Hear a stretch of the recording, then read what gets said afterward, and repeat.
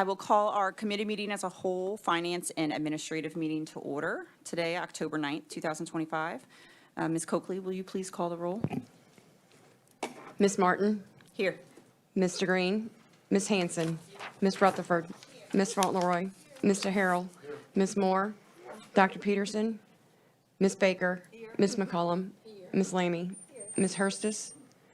She's here. She ran to the. Okay. Mr. Burrow, Mr. Kuzan, Ms. Rufino Gallagher. Thank you. We have some special guests here. We have some students from Magnolia Trace Elementary School. Very excited to see you kiddos here. They are going to help us with the Pledge of Allegiance and the invocation. First, we'll have the Pledge of Allegiance. Well, which one's going to be first? Sure, what do you want? All right, we'll do the pledge first. And Kinsley Viola and Kai Tushek are going to say that for us. And then Brennan Maroney is going to help us with the prayer.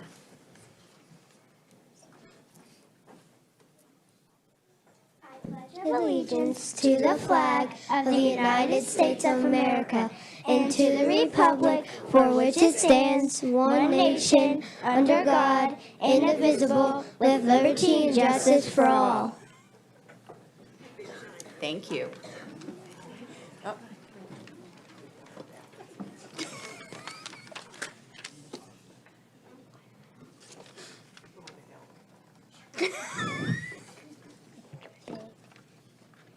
Dear God, thank you for this night and for everyone here. Please bless our teachers, students, and families in St. Tammany Parish.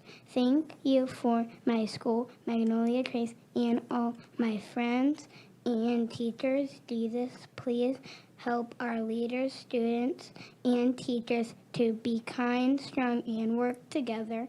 We praise your name every day. Amen. Amen. Thank you, Brennan. Steve's big ball. All right. Board members, do I have anyone who would like to recognize anyone in the audience today? Ms. Rutherford. Hold on one second. Yeah. I'd like to recognize Ms. Dee Betts. Ms. Dee, can you stand up? She is an outreach coordinator for Free NOLA. Free NOLA is a local organization that is targeting sex trafficking that along the Gulf Coast by bringing awareness and working with law enforcement to stop exploitation of our students and children. Thank you, Dee, for being here tonight.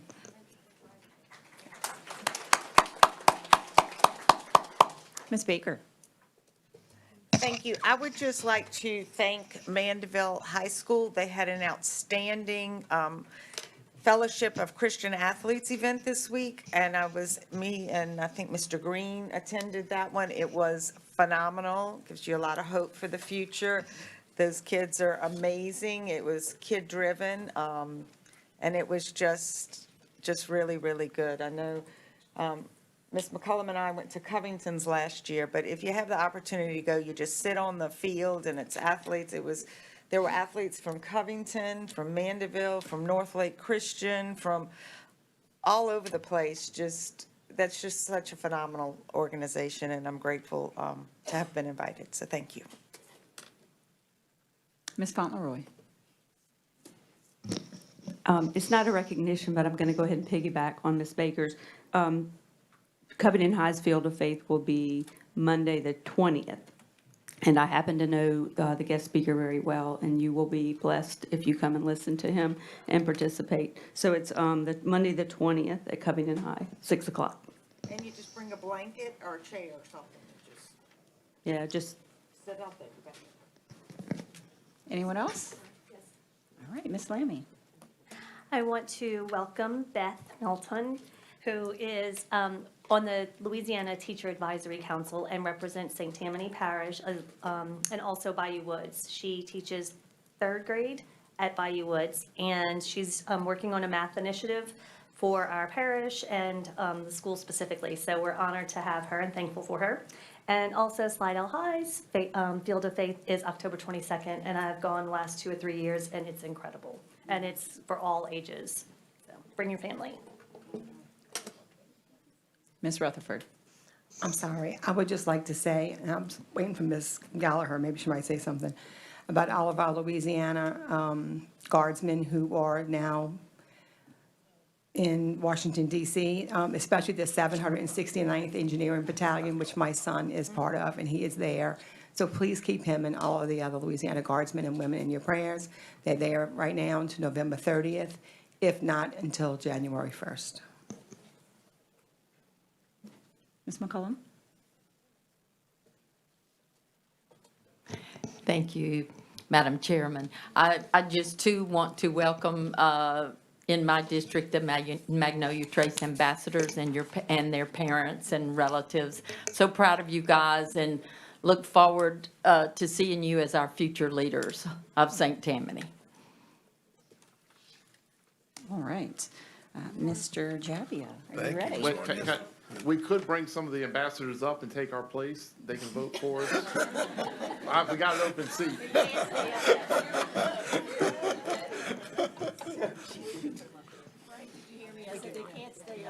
No, they can't, definitely. Mr. McCurley gave them candy when they came up, so I told the parents, tag, you're in. But thank y'all very much. Just a few things tonight. Again, welcome to our ambassadors.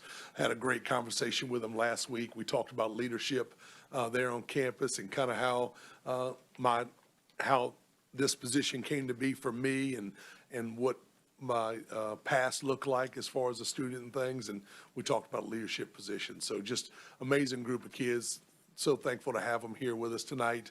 Always love when they come by and tour the building and just kind of come see how our meetings are run and kind of check out some leadership opportunities. So thank you all for being here. Really appreciate it. We had a chance I'm going to kind of go back a little bit. Over the last couple weeks, we've been very busy. Got a chance to welcome our new Superintendent Advisory Committee members. So as you remember, the kids roll up by grade. So we have 4 students per school, all 8 high schools represented. So we welcomed our new freshman group, and we had 1 student that moved. So we replaced that student at Pearl River on our committee. So it is just great to talk with them and kind of share some different thoughts and ideas. We have a huge mental health awareness coming that they're going to be redelivering to all 8 high schools. They'll be doing it at their schools. And then we talked block scheduling and talked about a lot of different things and changes and what they thought. So it was great to hear from them. So I really appreciate spending a little time with them. This past Friday, I got to attend the opening ceremonies for the fair. And we have such an amazing relationship with the fair committee and the educational booths, and everything that goes on at the fair is all about St. Tammany Parish kids. Our kids are performing, they're doing FFA, they're doing animals, they're doing rodeo, they're showing livestock. Our kids are all over the place. So let's check out a little video from the fair.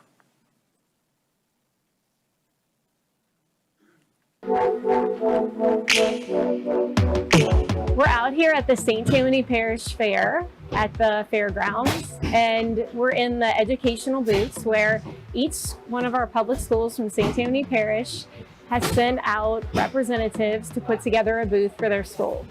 It's very exciting. This is my first parish fair booth, and the kids have worked so hard, and it's just great to show off the wonderful work they've done. It's essays, all kinds of projects just work throughout the year, and it's all on display. Everybody from the parish and all over gets to see their work on display, so I think that's a good thing that everything's out there for them. It takes a lot of work. Since the beginning of the year, we've been collecting work and letting the teachers know that we need samples and things. So, just the planning of the outlines and figuring out where everything's gonna go. The kids doing so much work and working so hard on it. So yeah, it takes a while, but it's so worth it. It's a lot more hard work than people think, because it's really like an all-day process, but in the end, it's worth it.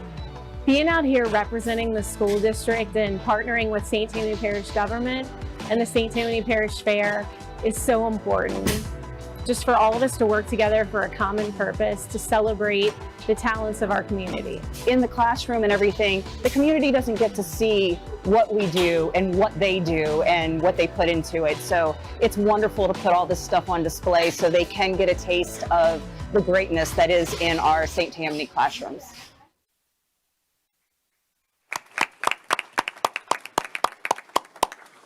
Friday, Mr. Glass introduced me last on the stage, and it wasn't for any other thing, but he wanted to make sure that the crowd knew how important St. Tammany Parish students are to the fair.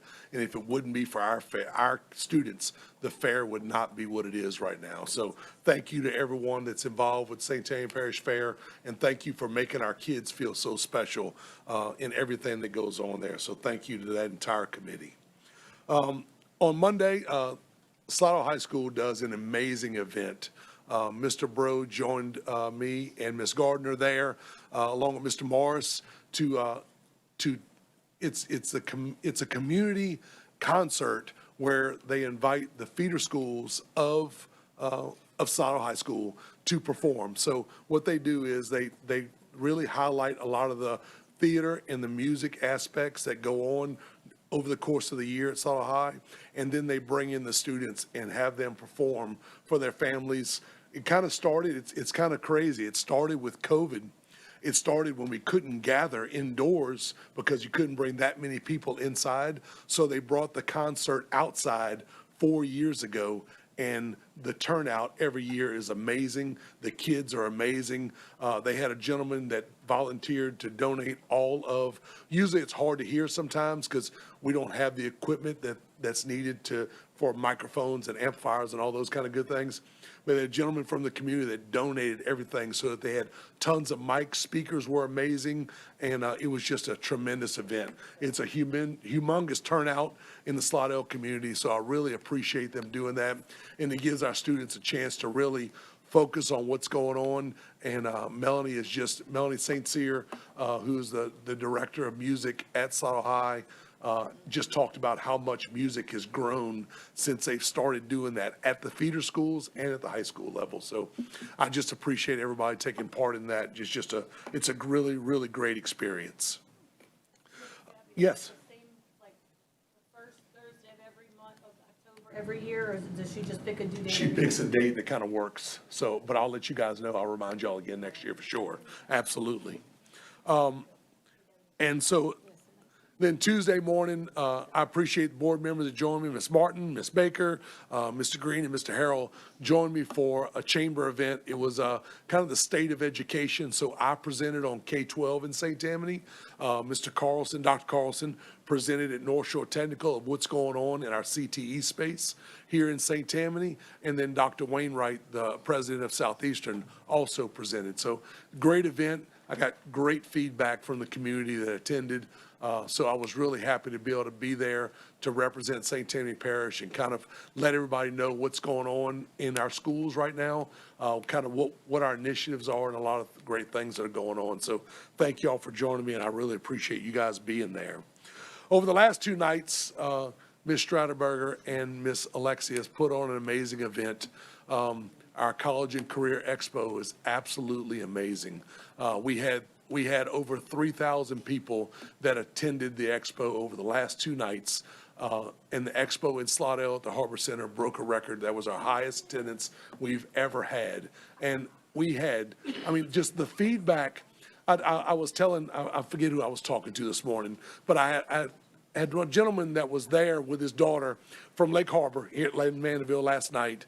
And he moved here from Wichita, Kansas.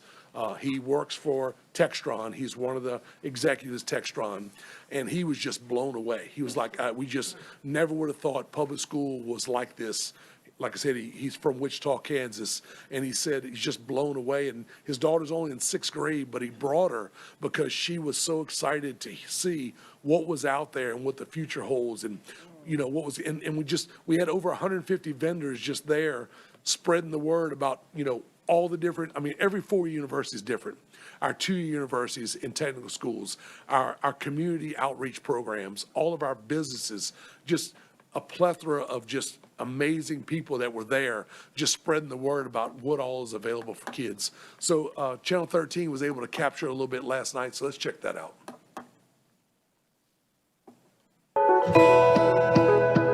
this is such a great event for our students, our families, our community, because we have so many post-secondary institutions, workforce partners, military, and just other community vendors and partners that can come and showcase what they do for our community. It's about showing parents and families what's out there, what job opportunities are out there, how they can best use credentials and all their degree, everything that they have. How can they best put those to use in a creative way that maybe they didn't even think about? With our internship program and all the stuff that we do around the different business sector, our workforce roundtable, leveraging the connections and the partnerships with the North Shore business community has just really allowed us to grow tremendously every single year. I think it's really important that they're all coming here and presenting these opportunities to such a unique parish and such an academically competitive parish as well. And just being able to get a little snippet of the colleges that we might perchance go to or might apply to, it's just a very valuable experience for everyone. It is so important for all of our students, no matter how young or where they are in their secondary career, to come and hear what people have to say and offer, because you never know what your interests are, and it's never too early to start asking questions and really seeing what's out there and what's ahead for your future.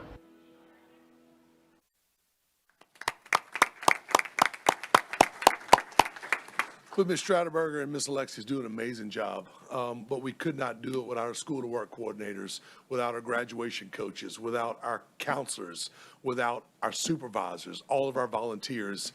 It takes an army, but my boss, Ms. Stratterberger, does an amazing job, and that's what I call her all the time. She's over there hiding, I think.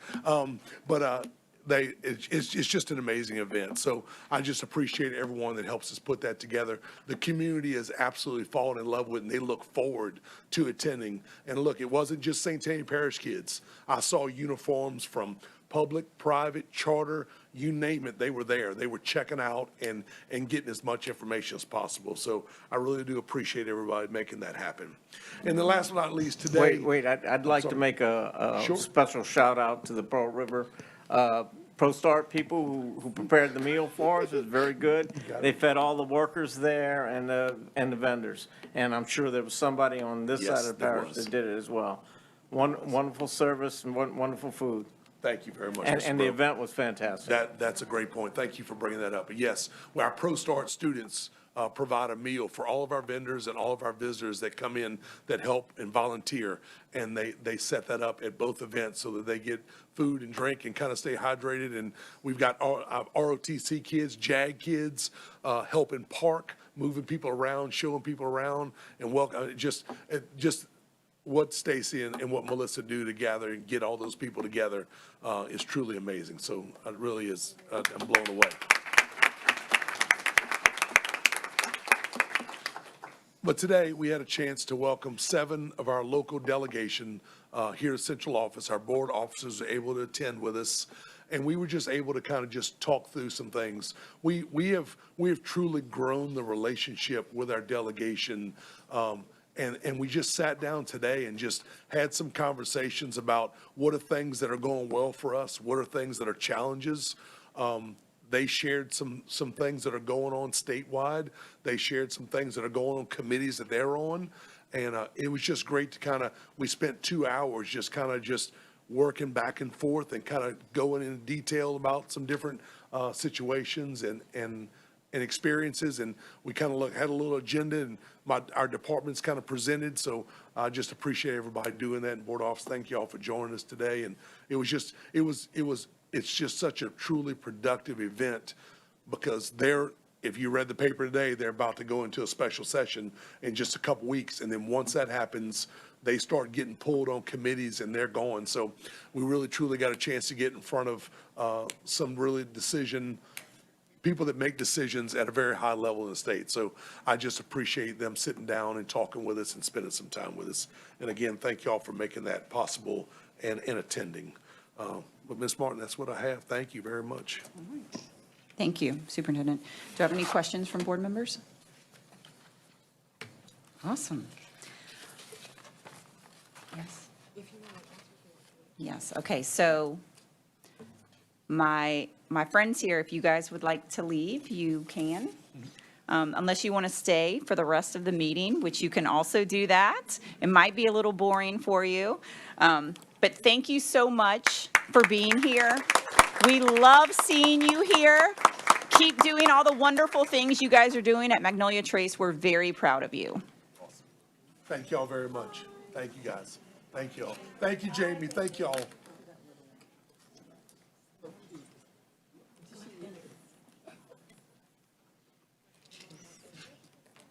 All right, next we have some special recognition. First, we have the recognition of Miss Beth Melton as our 2025 Louisiana Public Interest Fellow Grant recipient. Ms. Langlois is going to go ahead and take over. Thank you so much. Good evening. In 2018, the Louisiana Department of Education, or LDOE, in collaboration with the Louisiana State Board of Elementary and Secondary Education, launched the inaugural Louisiana Public Interest Fellowship. This program provides recipients with the opportunity to spend the school year advocating for a key education initiative of their choice. Fellowship initiatives must be aligned to the LDOE's priorities, and recipients are chosen from the previous year's list of Teacher of the Year state-level honorees. To date, the LDOE has named 10 individuals as Louisiana Public Interest Fellows. Today, as Ms. Lamy said, no, don't be sorry, thank you. I am proud to recognize the 2025 Louisiana Public Interest Fellow, our very own Ms. Cara Beth Melton of Bayou Woods Elementary.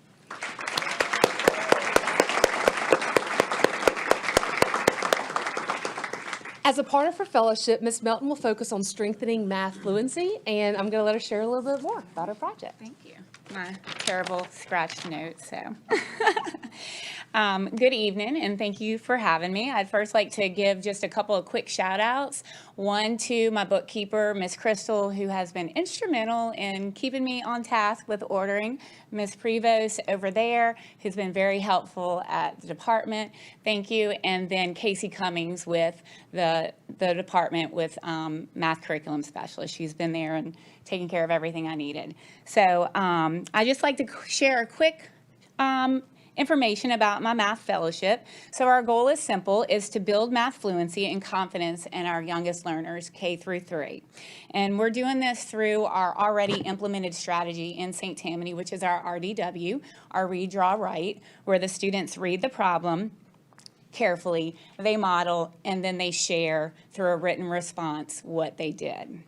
So also as part of my fellowship, I'm creating fluency kits, and I'm also leading parent-student forums at our parish libraries. So I actually they haven't been publicized yet, but our first one is going to be at the Slidell branches, both of them on November 22nd. And then I have another one that's coming up in the Mandeville-Covington area that will be in December. So what these are going to do is just give those resources to our parents, our kids, give them that confidence, not just with our kids, but also our parents, teaching them some of those strategies to help their children and build that math confidence, not just with our students, but with our parents as well. You know, that new math stuff. So hopefully we build that confidence with both. And so, and just actually this afternoon, we've also just started our first math club, which was this afternoon, and that's first, second, and third graders. Miss Green is over there, and she's one of my teachers that's helping with that. And the kids were super excited about that. And I'd also like to share that with that, they'll be leading our end of the year math club, and that is on May 8th, and I can't recall the time. I think it's 10 to 11, but it's going to be a huge event. The LDOE is going to be in attendance. You guys are welcome. You know, my principal's already going to be like, oh my gosh, Beth. So y'all are welcome to come. I will send out invitations. It's going to be a great thing. Our whole school's going to shut down for that hour, and we're just going to celebrate math and do all math things. So thank you for your continued support, and I'm so honored to have been chosen for this. I would like to share one more thing. how I got here.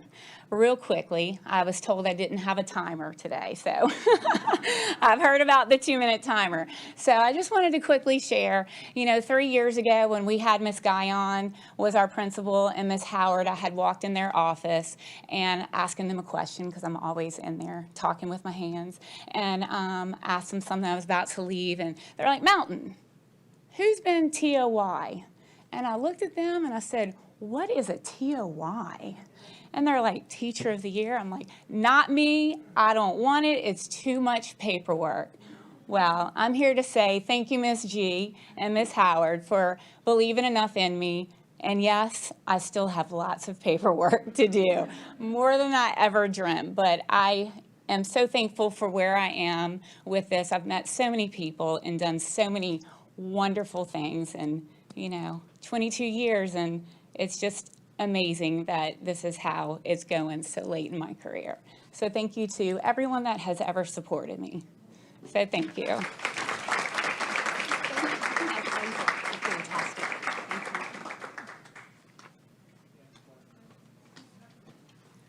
Ms. Melton, do you know what time it is at the November 22nd at the Slido Library? And then there's Beth, come on up, come on. Sorry. It's all right, I'm sorry. It's going to be at the Slidell branch, the one on, that's down the street from St. Mary Margaret. That one's 10 to 12. And then wherever the other branch is, that's going to be 2 to 4. Yes. So it's going to be kind of like an open, so parents don't feel stuck for 45 minutes. They can come and go. I'll have a sign up. There'll be just a quick little questionnaire for them to fill out, email if they want to drop an email, and then we'll be doing some hands-on activities, sharing the kits, the information that's in there, and they're pretty amazing kits. I haven't put them together, but I've been ordering lots of stuff. So yes, it's like overflowing. I had to ask, and one of our teachers, I'm like, can I please put all this stuff in there until everything comes in? She's like, sure. So yes, ma'am. Okay, thank you so much. You're welcome. Look, Does Beth, anybody else? congratulations. I'm just really super proud of you. Yes, thank you so You're much. such an amazing advocate for our Thank district. you. And for, you do such a great job representing our teachers Thank you. everywhere you go. And I had a blast at that meeting on Good, Tuesday. good, I'm So glad. Awesome. I learned a lot, and, Wonderful. Well, so thank you it for was being there very, for us. I very really good. Yes, appreciate it. thank you. Beth.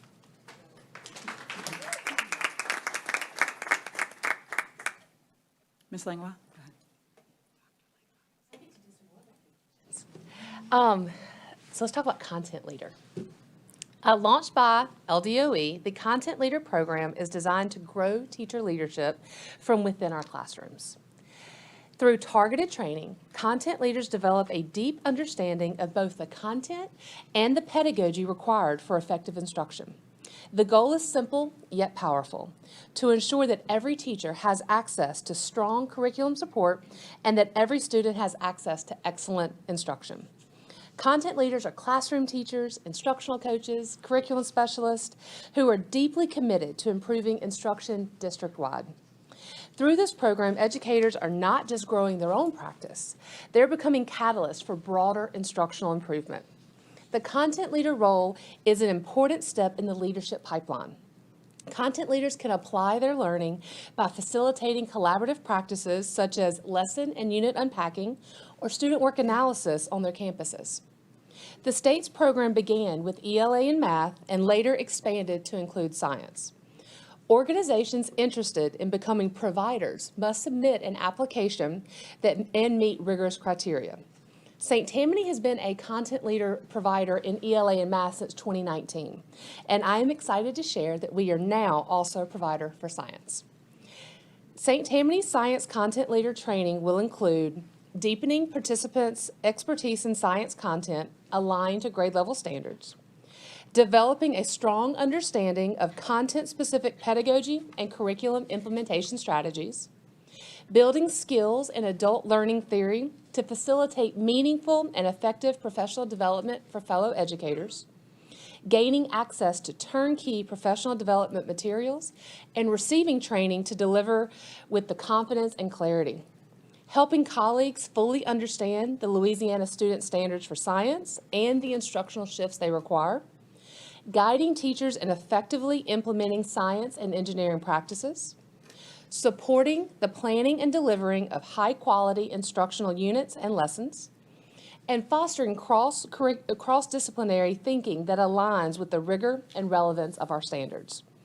I would like to introduce the team that diligently worked and submitted our district's application.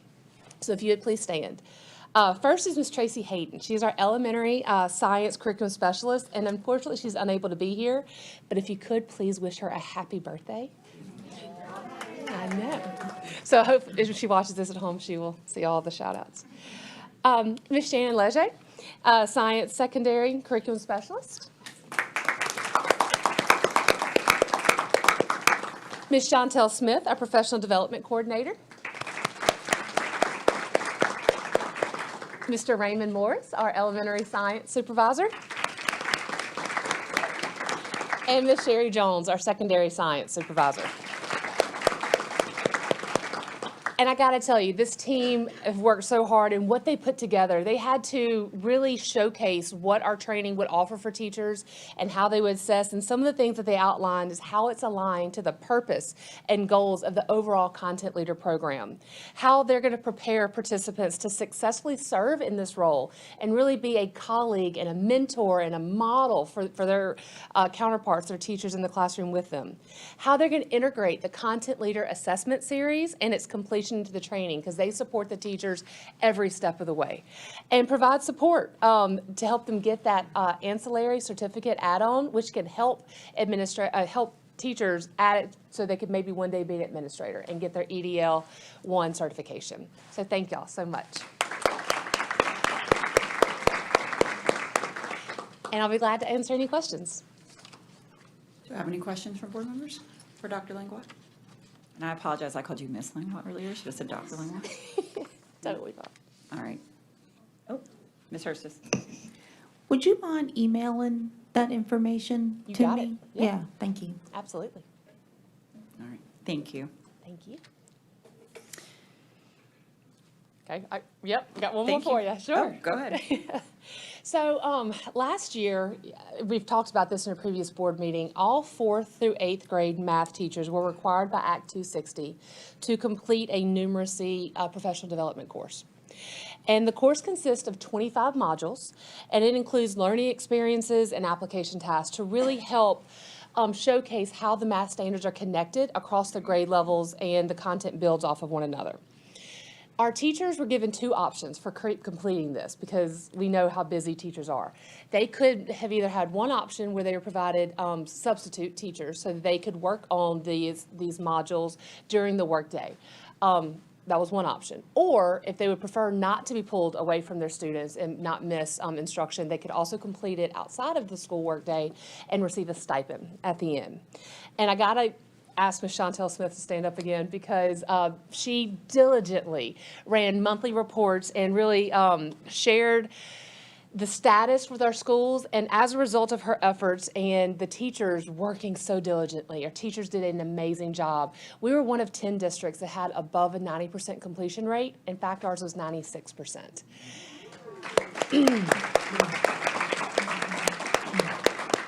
We are going to get recognized for Science Content Leader as well as our numeracy training completion at next week's BESI board meeting on Wednesday, October 15th.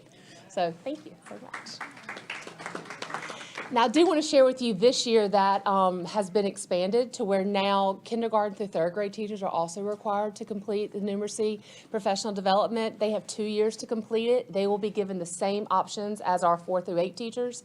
And through the efforts and the structure that we have created and provided for teachers, and through Ms. Smith, I am confident that our teachers will do amazing with it. And we're there to support them every step of the way. So if you have any questions about numeracy, I am happy to answer them. Mr. Bro. Yes, you mentioned it's a numerous modules. How long did it take for the average teacher to complete all the coursework? So at the beginning, the state estimated 2 hours per module at roughly 50 hours. I will say that, because we get reports of the teachers and we can see how long, it has not been taking that long. They are able to do it in less time. It's kind of unique to the person. But it's 25 modules. It could be as anywhere for up to 50 hours total. Right, so normally it's an extra week. Were we compensated in any way from the state for this? No, sir. That's what I expected. Thank you. Ms. Fauntleroy. Thank you, Ms. Martin. Quick question, just if you know, how many of our teachers or percent opted to do it on their own time versus taking days, sub-days? The majority, I can count on single digits, how many chose subs, most chose the stipend option. And I'm not surprised. I think that's a testament to our teachers wanting to be in the classroom with their kids. I So, agree with you. Thank you to all the teachers. Yep. And it had to be given as an option because in the actual state law, it stated that it was supposed to be job embedded. And so we had to offer them the option. Of the subs, yeah. Very glad that they took that option. Yep. Because we felt the teachers would want the same option. Anyone else? Ms. Hurstis. Okay, so once they get this certification, is this any type of like step up or anything, or they just get the stipend? For the numeracy? Yes. It is a requirement in order to teach math, so no, once after you get the stipend, there is not any increase. Extra, okay. All right, thank you. It's, they're doing it similar to when they were requiring science of reading training for the ELA teachers. This is kind of the math version of that. Yeah. All right. Ms. Hanson. Thank you.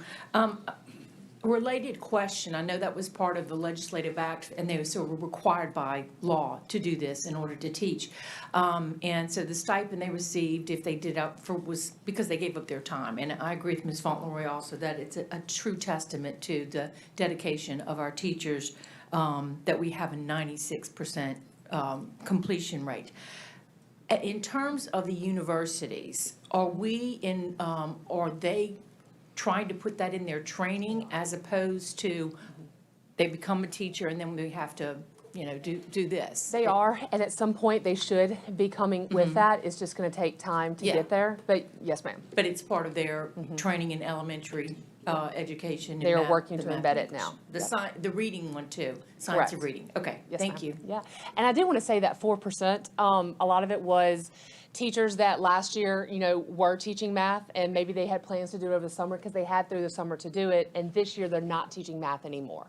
So some of that was just, hey, I'm no longer teaching math, they opted, but because they were teaching math at the end of the school year, they counted in our overall total. So I like to think of it as, almost 100%.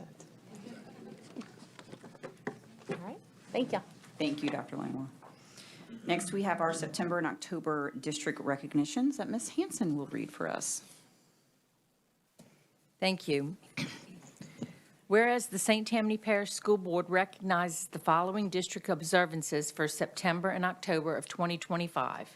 And whereas IT Professional Appreciation Day, observed on September 16, 2025, honored the information technology teams who support teaching and learning on a daily basis.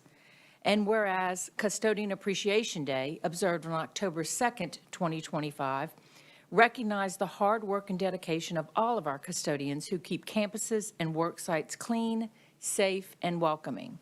And whereas Coach Appreciation Day, observed on October 6th, 2025, celebrated all our coaches who mentor students on and off the field and build character, teamwork, and resilience. And whereas during National School Lunch Week, October 13th, 17th, 2025, we'll recognize and thank our Student Nutrition Advisory Councils and school food service staff, managers, and technicians for providing nutritious meals that fuel student success.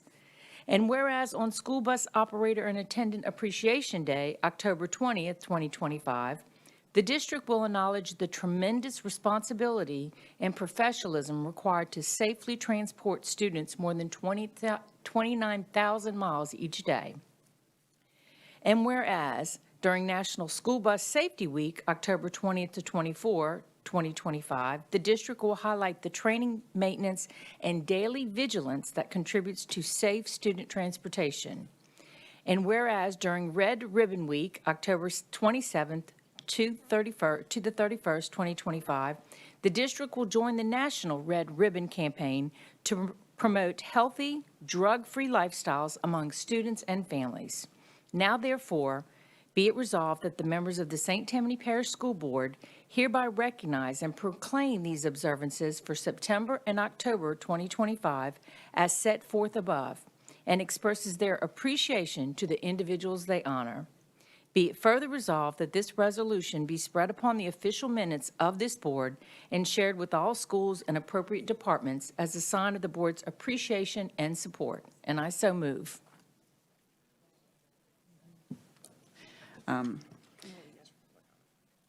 Any public comment? Any comments from board members? No? All right. I will mark it as unanimous. Unanimous, passed unanimously. Next, we have, ooh. Let all our, all of our guests. Staff may go home unless you also want to hang out with us for the rest of the night. I'm guessing no. Thank you, Ms. Melton. Thank you, Beth. Congrats. Congratulations. Thank you, ladies, for being here. Thank you all.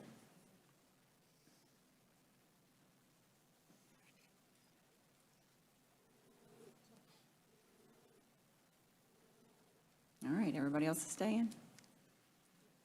All right, next we have approval of the minutes for our committee meeting that was held on September 4th. Do I have a motion? Ms. Gallagher. Do I have a second? Ms.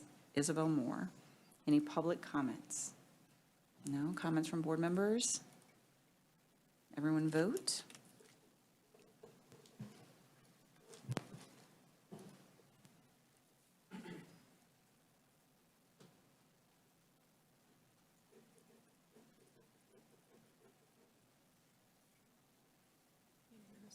And that passes unanimously.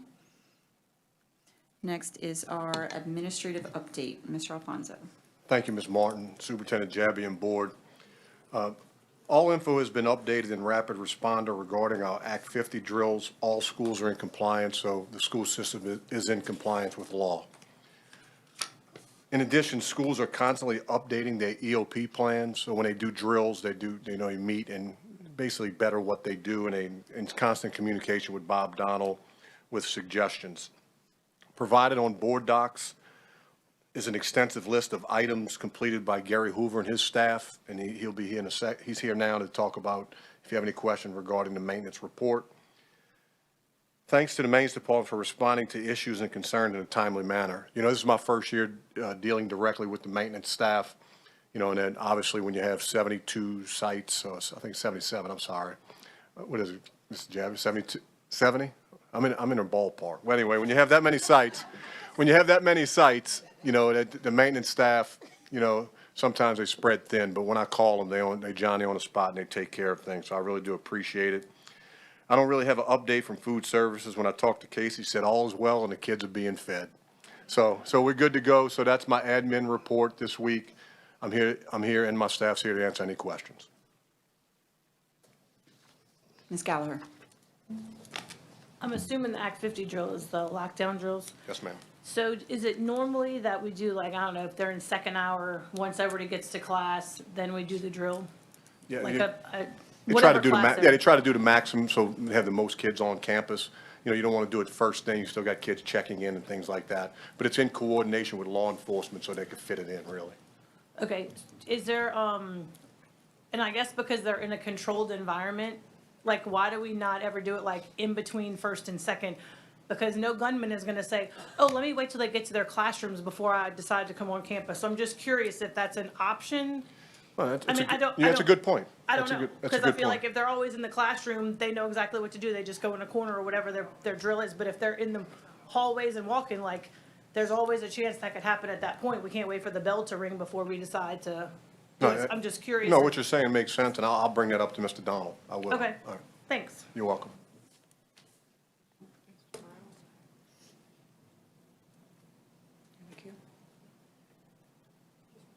Mr. Breaux. Okay, for the sake of those of us who are acronym avoidance, EOP, emergency operation plan? Yes, sir. Okay, thank you. I'm learning those law enforcement acronyms too, so, so we might be learning together. All right. Go ahead, Mr. Alfonso. Thank you, Ms. Martin. The monthly maintenance and custodial report is before you. Any questions? Mr. Hoover's here to answer any questions. Board members? Ms. Moore? I just want to say thank you for putting the cover over the cafeteria at Bayou Lacombe Middle School.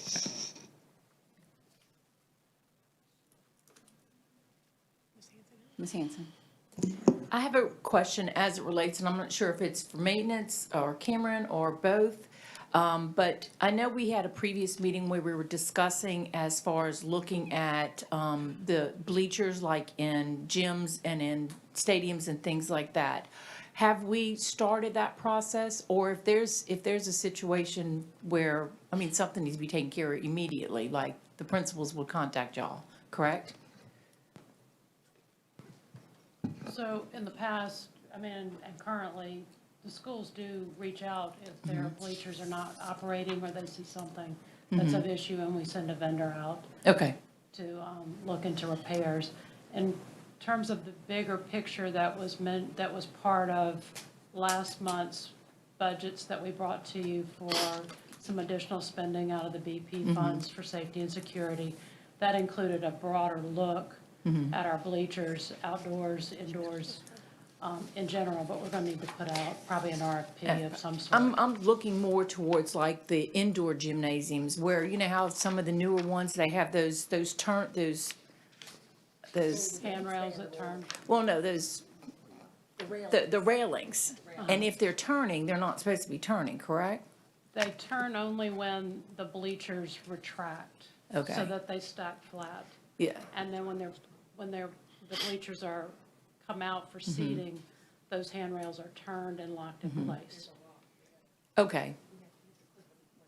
Okay, I But if just there's an wanted- issue somewhere that you know of, let me Yes, know. I'll let you know, okay. Mr. Harrell? Thank you, Ms. Martin. Now that I brought it, looking at it, I know it's not a maintenance report, I guess, Ms. Tipton, it's more you. The Abita Middle Elevator? Or where are we at with that then? Elevator company was out there today. They got it. They're coming back tomorrow morning to calibrate it. Should be up and running tomorrow. They had to And this order. will be the last of any issues, or? It should be, yes, sir. So they had to order a part, and it was taking a while to come in. It was the sensor for the load. And so they got that. Now they're updating the software. Should be up and running tomorrow. I spoke to them about right before the meeting started. Perfect, thank you. I was looking through the maintenance report, I'm like, I don't see the elevator on here, and it hit me. Yeah. So thank you, appreciate y'all. You're welcome. All right, Mr. Alfonso? Thank you again, Ms. Martin, Superintendent Jabby, and Board. You have a job description before you for the Coordinator of Child Welfare and Attendance. Just want to be very clear with this. This job description does not represent any new additions to our staff.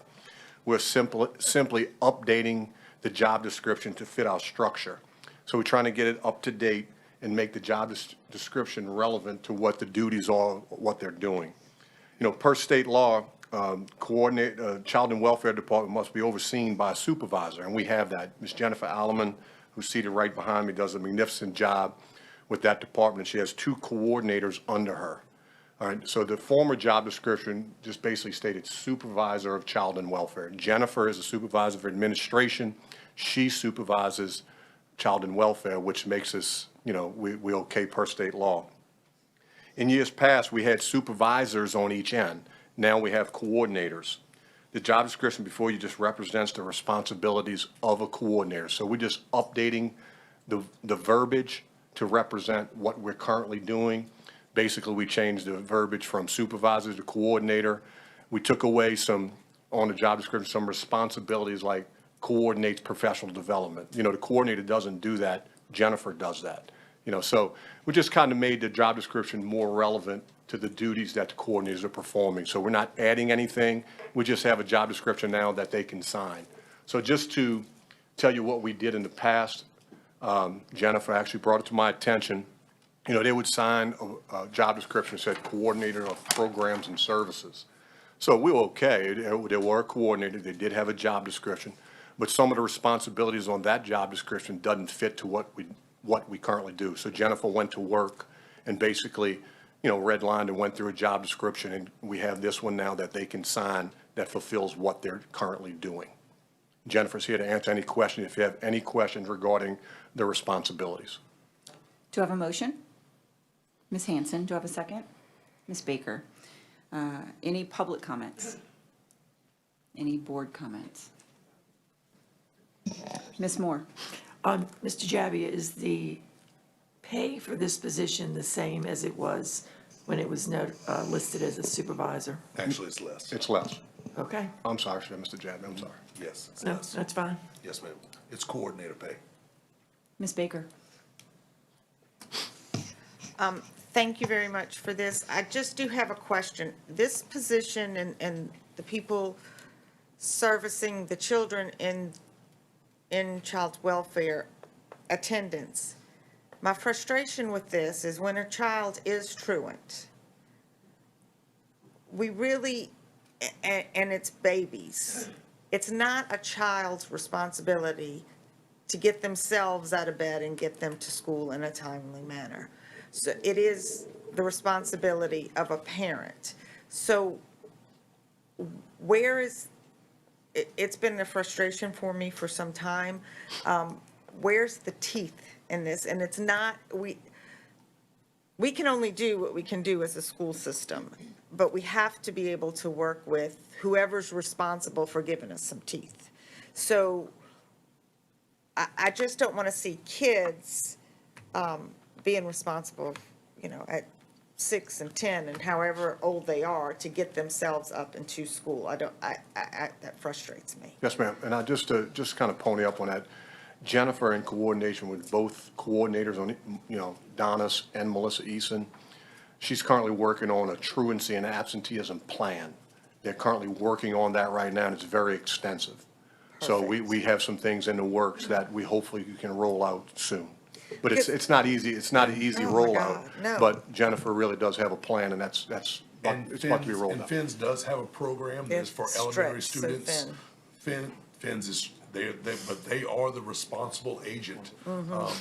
Jennifer, you want to talk about the plan, I think it's SACS for the younger ones, and then FINS? It's TASK for TASK, K not through FINTASK, 5, right. and then 6 through 12 is FINS, and they are stretched thin. I know that. We have some, I've been working with other districts who use, there's like a liaison between the district attorney's office and basically child welfare and attendance, where it's almost like a hearing officer before they get to the courts.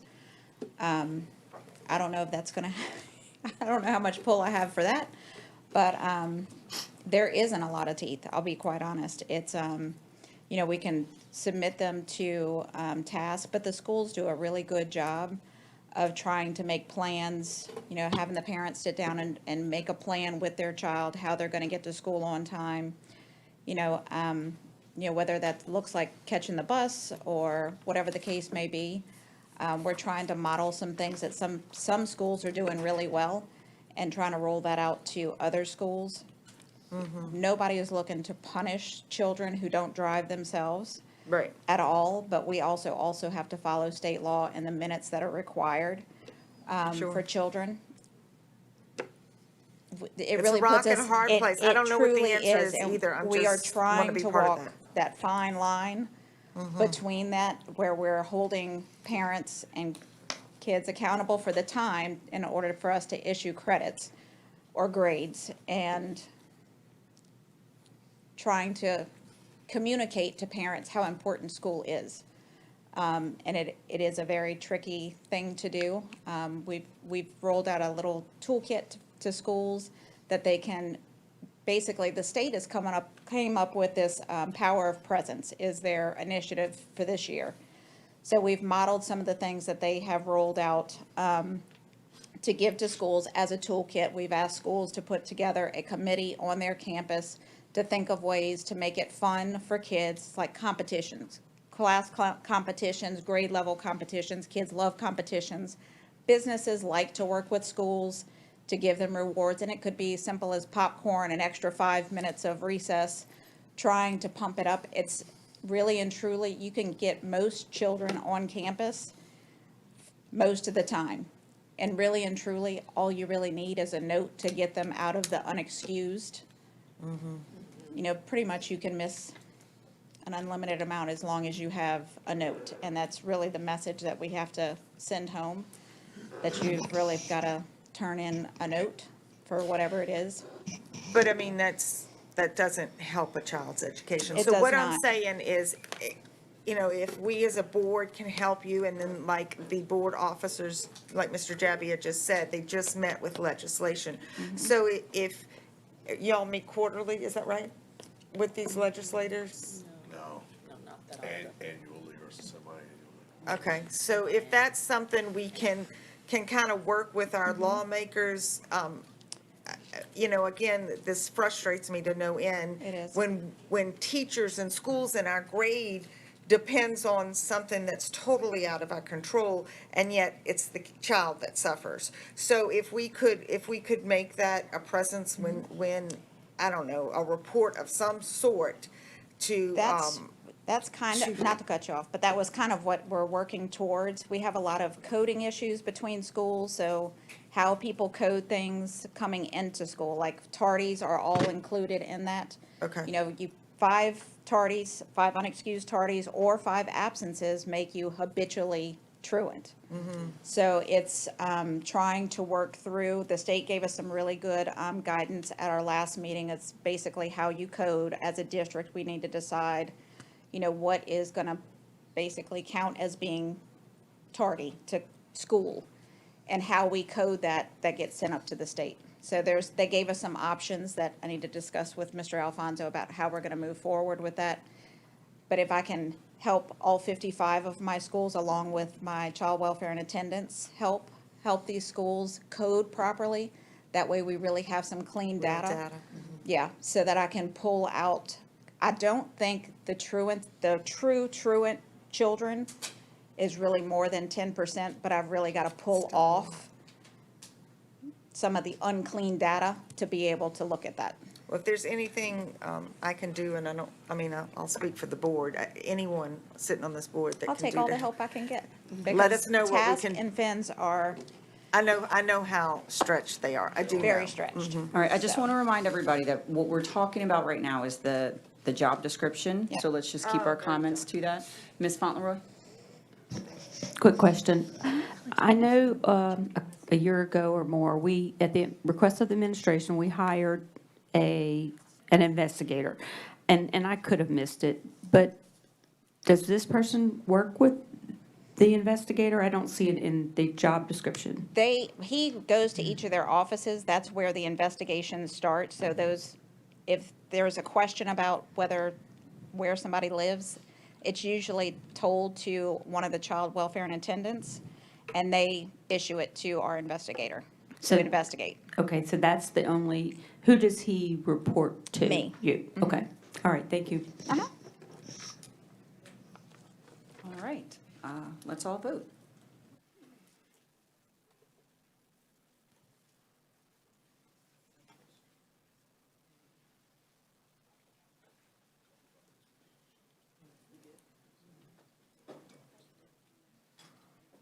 You can just tell me yea or nay. And that passes unanimously.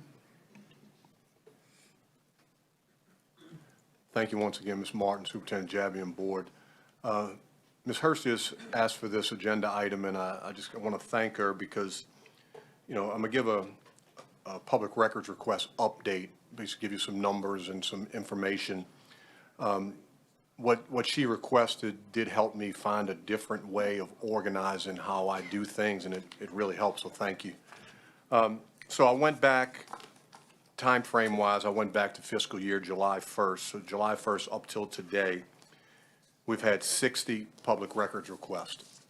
And what I did is I went and I categorized them on the type, you know, what department or so forth, and then had examples of each. So just to categorize them, we've had, of the 60, we've had requests for curriculum, contract-related, financial, questions and requests for food services, HR-specific request, legal request, requests regarding policy, a number of requests regarding student records, some students with exceptionalities request, and we've had one regarding requesting a video.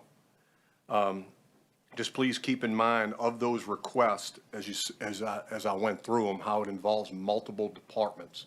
It's not simply just me saying, okay, here's the request, here's the information, take it. So it takes time to do this.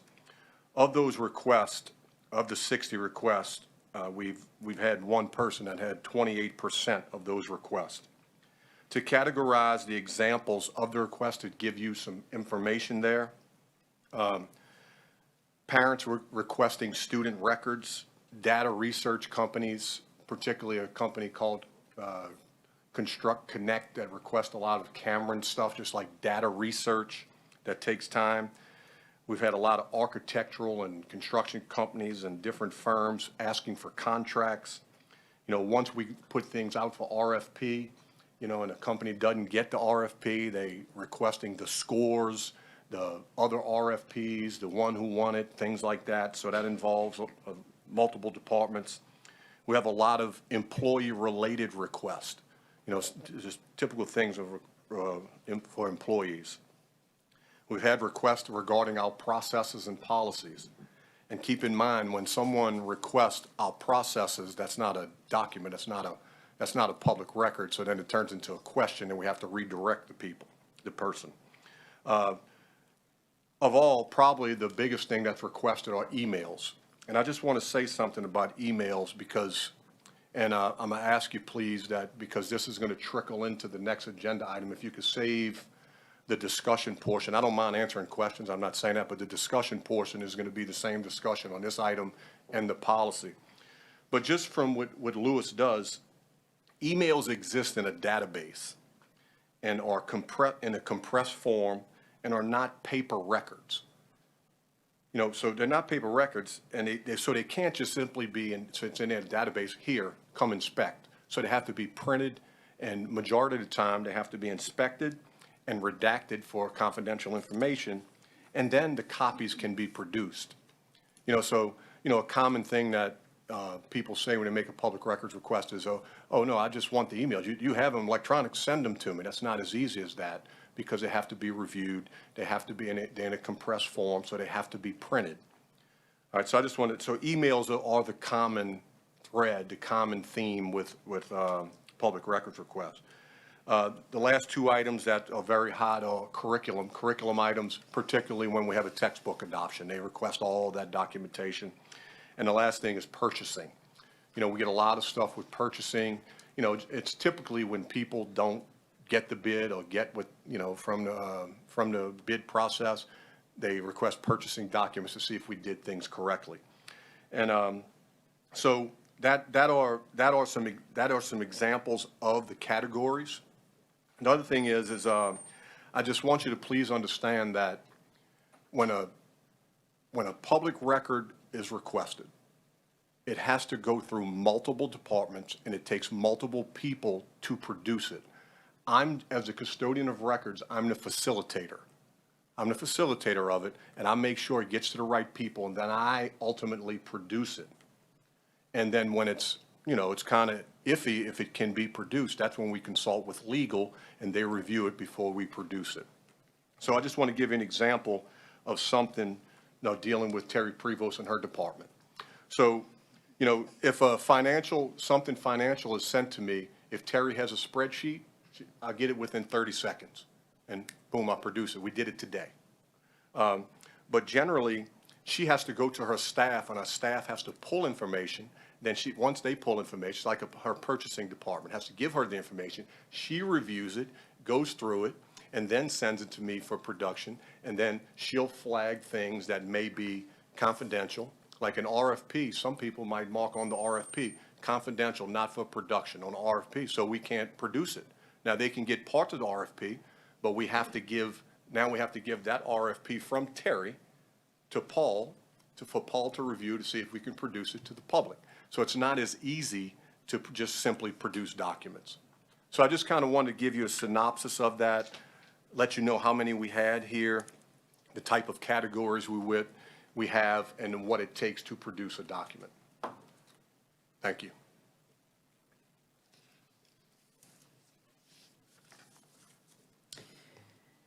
Do I have any questions from the board?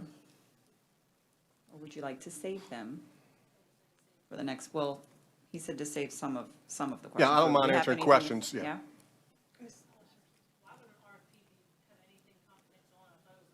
Private in bids, but once it was done, it was public. The whole RFP, some of the, not the entire RFP is confidential, but they can mark information on the RFP as confidential.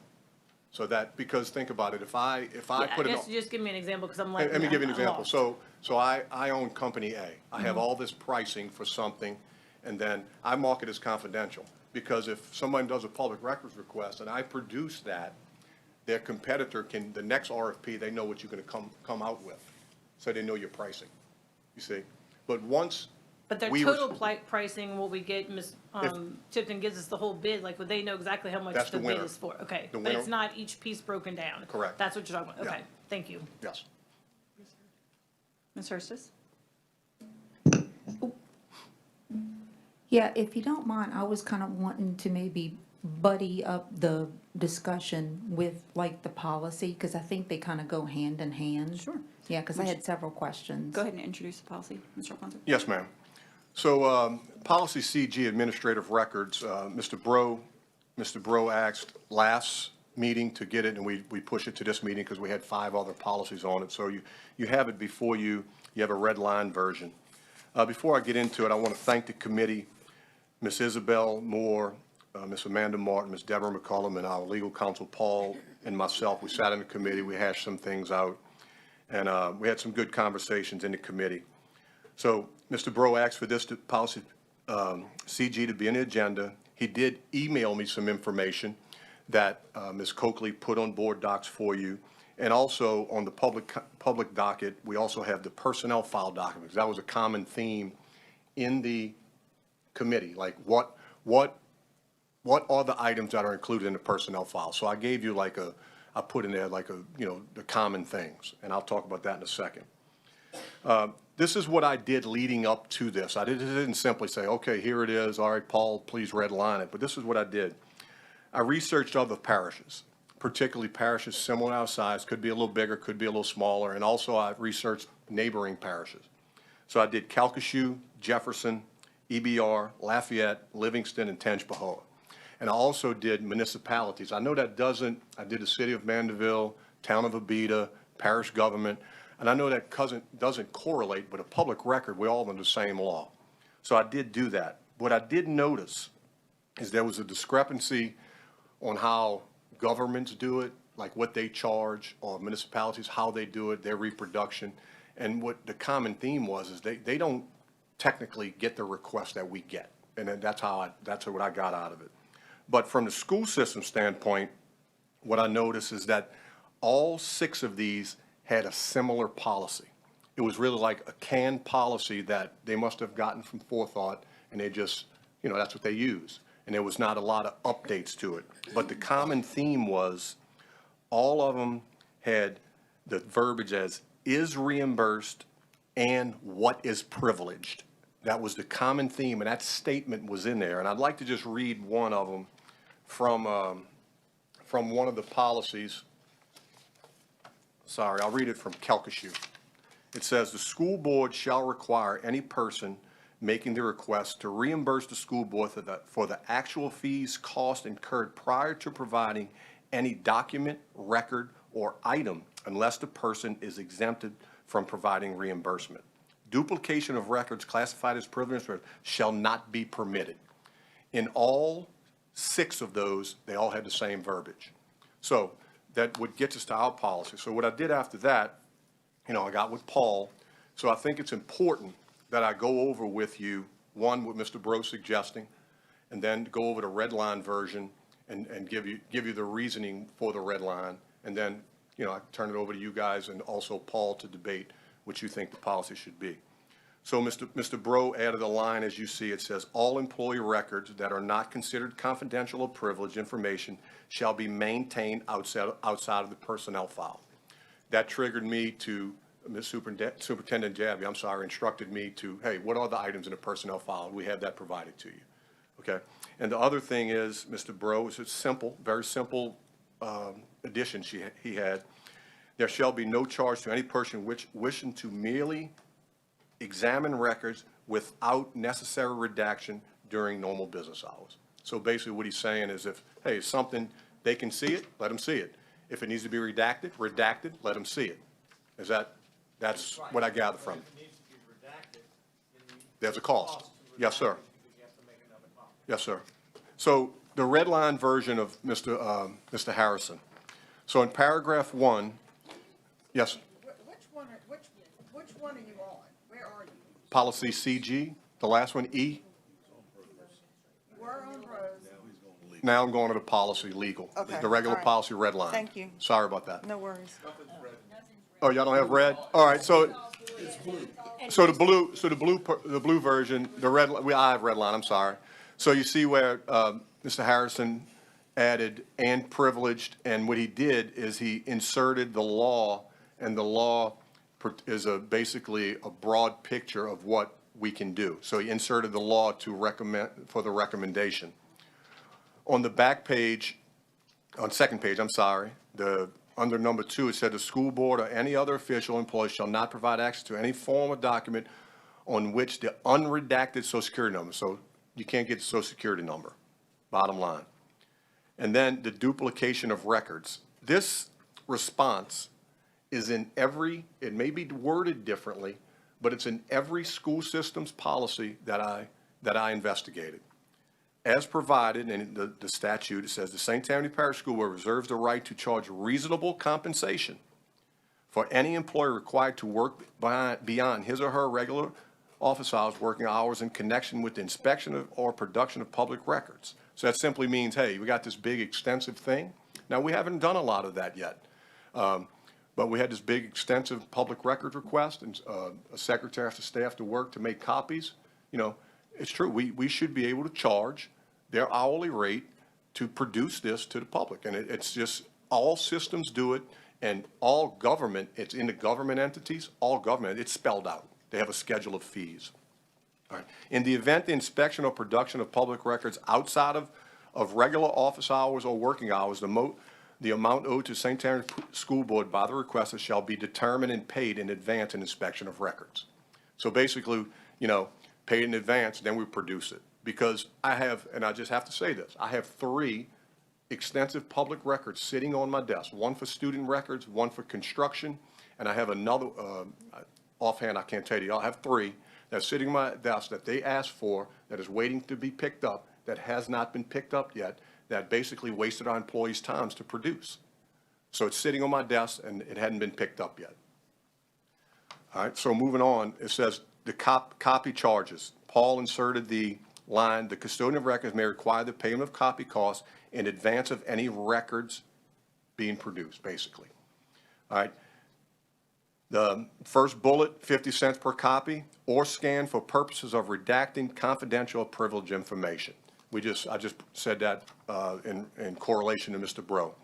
So if the new law, which is commonly not stated these days, the new law, a system can charge, look it up, a system can charge for electronic documents. A system can charge, they have the right to charge. There's an Attorney General's opinion out there that says that. And the last thing, Paul just added the statutes and did some grammar checks there on the last paragraph for student educational records. And at the bottom, he just put, because the public records law is constantly being updated, he updated the revised statutes at the bottom. So, you know, we are not asking for a lot of additions here. We just basically updating it to the law. So I'm here to answer any questions on our processes or public records. Mr. Harrison's here to answer anything that him and I work conjunction together with. And, you know, I did the personnel file stuff. You see, the last thing I want to say, and I'm sorry if I'm a little wordy, Munis, so we have a mapping system within Munis. So if you pull up employee master, I type in Steve Alfonso, I'll pull up employee master, there's a paperclip. And once you hit the paperclip, there's a mapping documents, all right? So when you go to scan files in, they're filed under categories. So if you pulled this public record document that you have, I pulled our mapping just to correspond on our mapping, and I highlighted, I corresponded back and forth of what stated what you have, which was basically from a law that I pulled, what's requirements of a personnel file, and I put it on next to ours. They had one thing on there that we include with mapping that is not part of it. So it's basically all of it. And please understand that we don't put anything involving medical information into a file because of HIPAA violations. We don't do that. So that's not part of a personnel file. So I thought it was important for you to see that. And so when someone requests something from a personnel file, the first thing I do is go to that paper clip, I pull it, and I review it to see if there's any confidential information, Social Security number, whatever.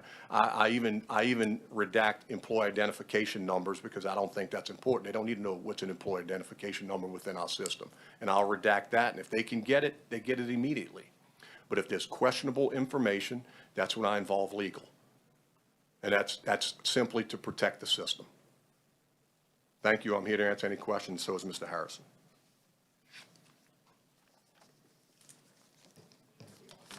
Yeah. Do I have a motion? Ms. Moore, do I have a second? Ms. Lamey? I need one clarification. To accept Mr. Bro's version or legal's version? Why don't we, to bring this to the floor so we can discuss them, Ms. Lamey?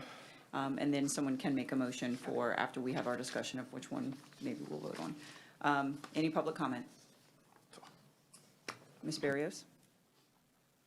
And this is public comment to bring these two items to the floor for discussion.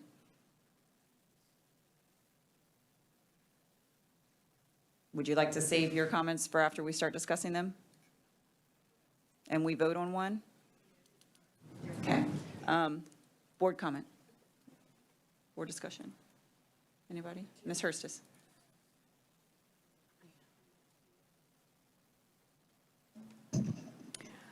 Okay, so I do have a couple of questions. All right, so I know, Steve, you and I, Mr. Alfonso, you and I have discussed a little bit about, so you say a lot about having, social security number, and all this other stuff. Why, how many forms do we have the social security number on? Why do we have the social security number on so many forms?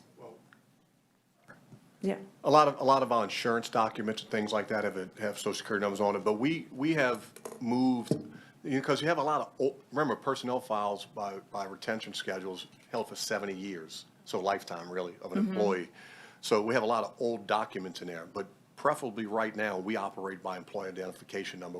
We now, and Terry probably can answer better than I can, how long we've been using EIN numbers rather than Social Security numbers. But there are some forms like payroll stuff, tax stuff, that you have to use Social Security number.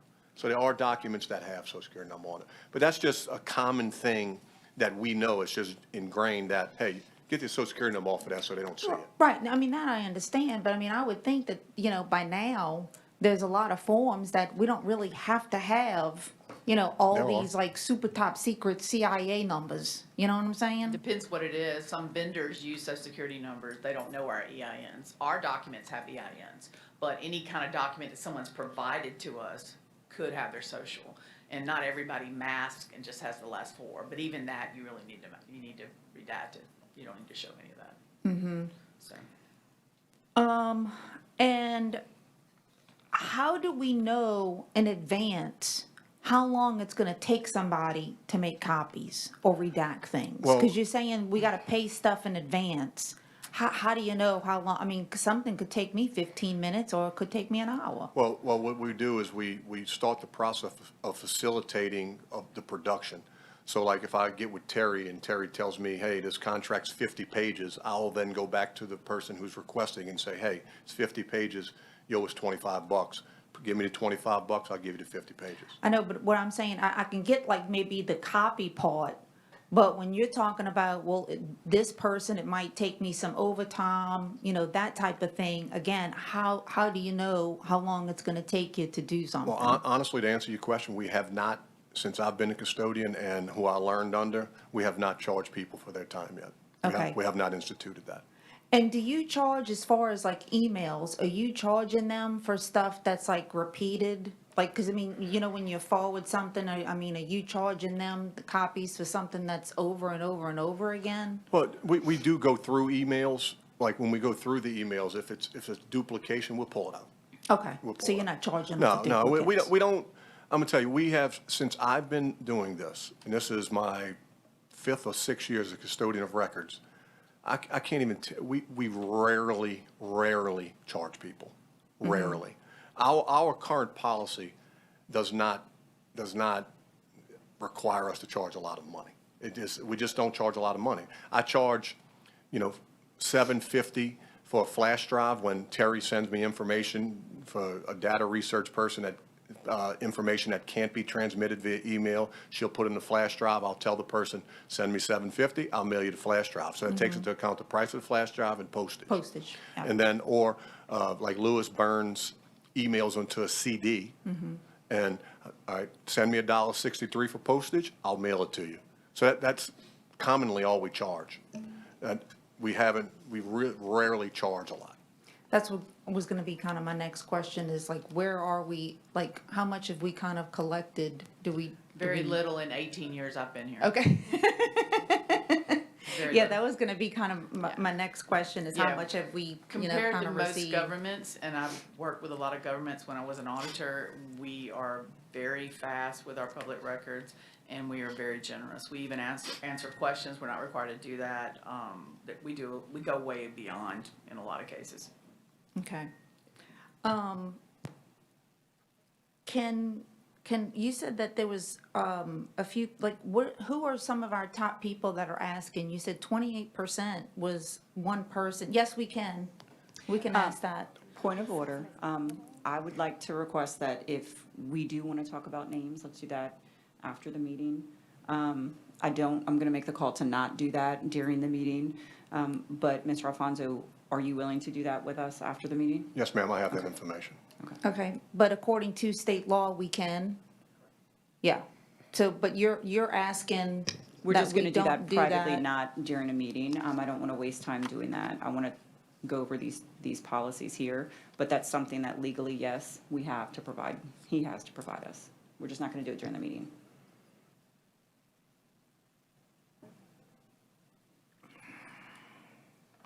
Okay. I think that's something that we could vote on.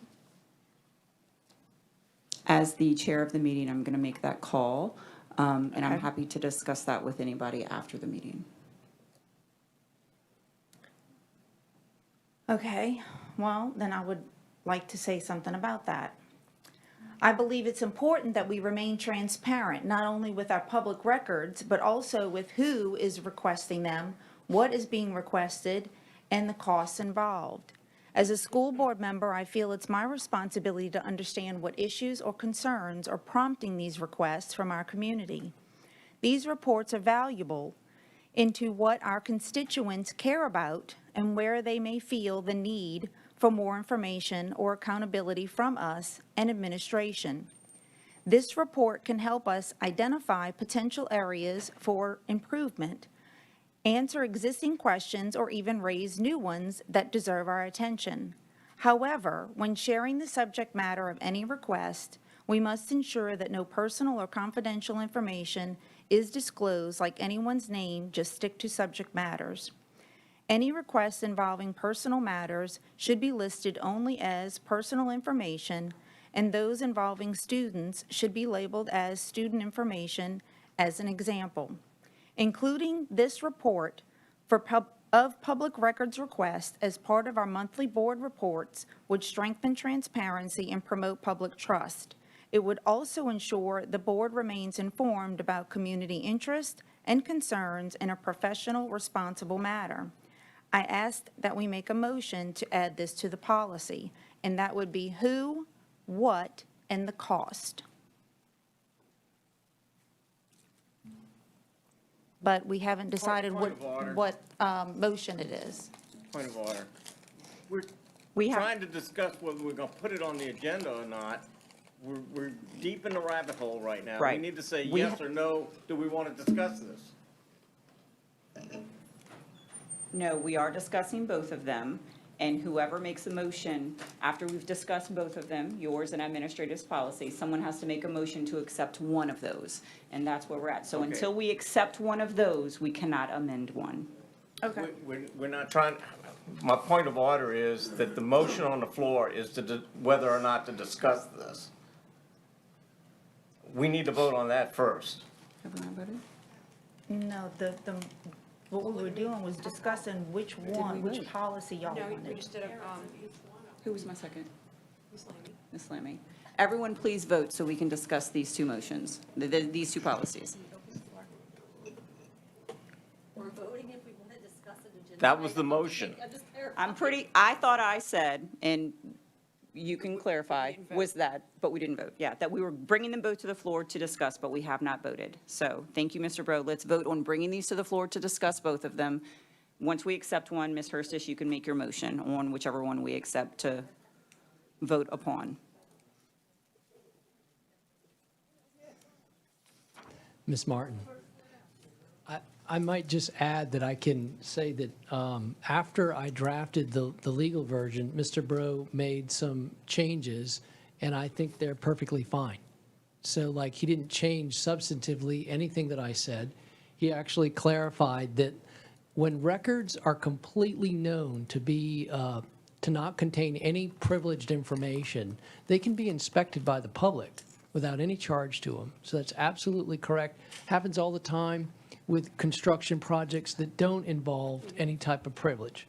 Privileges are very rare in construction projects. I can tell you they only really occur with security systems where they're trying to maintain confidentiality on their particular type of system. It does not normally happen with your run-of-the-mill construction projects. So for all the ones involving the architects recently, those records and all the boxes of all that information, Cameron had them set aside, and anybody who wanted to inspect them was welcome to come and do that. But see, the word redaction is very important, because I want to make this very clear. If records are known to be privileged, you can't inspect them, because then you've blown the privilege associated with them. So like, a social security number is very privileged, but as a school system, the reason why I was citing the law, our most privileged documents are actually not even delineated as privilege in the Public Records Act. They make mistakes in that thing all the time. So 17:3914 is a very onerous statute related to student records. They are carte blanche, not subject to inspection. We can't produce them to law enforcement without a court order. I mean, so that's why some requests for, say, student records, they get just no, unless a parent signs off onto it. Okay? Now let's talk about personnel records. I'm trying to speed this thing up, not be long-winded. I'm supporting Mr. Bro's changes. That's the first thing. Second thing, when you deal with the personnel system, and I have done public records requests for Mandeville, Abita, Covington, other school districts, okay? It varies who your governmental agency that you're representing or governmental political subdivision is. But with a school system, they passed a law relative to the personnel files of school employees, 17:1237. It's very clear the entire personnel file is privileged. It's in the Public Records Act where I cited it, 44:4.1B9. It's very different than the normal, which is 44:11 relevant to personnel records. Now, so I don't have to go through that personnel file and look for privilege because it's all privileged. Like Mr. Bro's change, because if something inadvertently gets put in there and we know it's not privileged, then it needs to come out and that can be public record. See? But you're not going to get the things that public often pushes for, like evaluations or discipline records. Or I want their just cause information. It's not just Social Security numbers. It's home phone numbers, cell phone numbers, addresses, banking account information. A salary is not privileged, but your deductions, your personal choices to get insurance, all privileged, you see? So that's kind of the backdrop of why you've got to inform the public on one hand, and number two, you have to protect their right to get the records. So Steve's job is actually to give the public that which they're entitled to, and the dual obligation is to withhold that which is privileged. But if you're the requester and you really want something that's privileged, it often feels like that you're being told no. But I promise you, I only see like 10% of the public records requests. The 60 that he referenced, I may have seen 5 or 6 of them. They're the tough ones, you see. That's the backdrop. So thank you for your changes, Mr. Bro. I support yours. All right, so that passed unanimously. Ms. Hurstis, would you like to continue?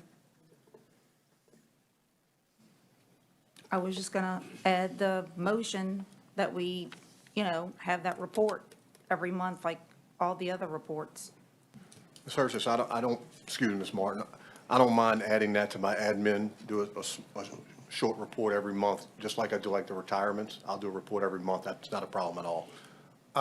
And Ms. Hurstis, I don't have a problem with Steve. He and I have been talking about a way to keep it on somewhat of a spreadsheet so that we can even know what has kind of come up or what the high flyers are. And I don't see a problem with telling this board and the community what's being asked for and any kind of backdrop that we may know of it. But listing someone's name, I don't see where that benefits anyone. I feel like all it's gonna do is shame the person who's making the request as, the why, I don't see, I understand this legally, you can do it. I don't see where it benefits the public. I don't see where it benefits this board to know the name of the person that's doing that. I don't see where that's relevant. They do it in other districts, so I just figured, why not? Look, I can address that legally. Listen, when they make a public records request, they make a public record. So the public record is 100% certain that their requests are public records. But here's the thing. You can't ask them why they're doing a public records request. They're entitled to it. And there's no need for a discussion on it because it's their right. And if what they're requesting is a public record, then you've got to give it to them. Done. Doesn't matter even what it costs. It's an obligation and it's constitutional. So really, truly, no one should be criticized for making public records requests. Nobody's being criticized. Well, I think if you start making this association with how many you're doing and you're leading to this idea that you've got 28% of it and it's expensive, it doesn't matter. It's just the right of these folks to ask for it. It's just we try to give them what they're entitled to. But that's it. If they're asking for something simple, it's Right. done. And we're asking for a simple report of the report. That's it. I just wanted to clarify, you can't have a discussion asking why people are doing it. I didn't ask I know. why. I totally no wanted to why just in make that here. very clear. Okay, Ms. Hurstis, you have any more? You good? No, yeah, I'm good. Mr. Bro? Wait, sorry. She made a motion. Did she? But we don't have a policy yet that we've decided on making a motion for. Well, I'm going to make the motion that we accept my policy, and I want to thank Mr. Harrison for his support. There are definitely some gotchas when dealing with personal folders, and there is information in there that probably shouldn't be in there, but there are all kinds of legal ramifications to going into personnel folders. So to avoid those difficulties, I said, well, let's just maintain the records outside the personnel folder. You can keep them in personnel folder if you want, but keep them outside for public records access. So I won't dwell on that. I had more to talk about that. But the other thing I want to point out is that we are going above the law. The law says that we are to provide public records for the public. Anything that needs redaction is not a public record. We are going above and beyond what the state law requires by allowing these records to be redacted and given to the public.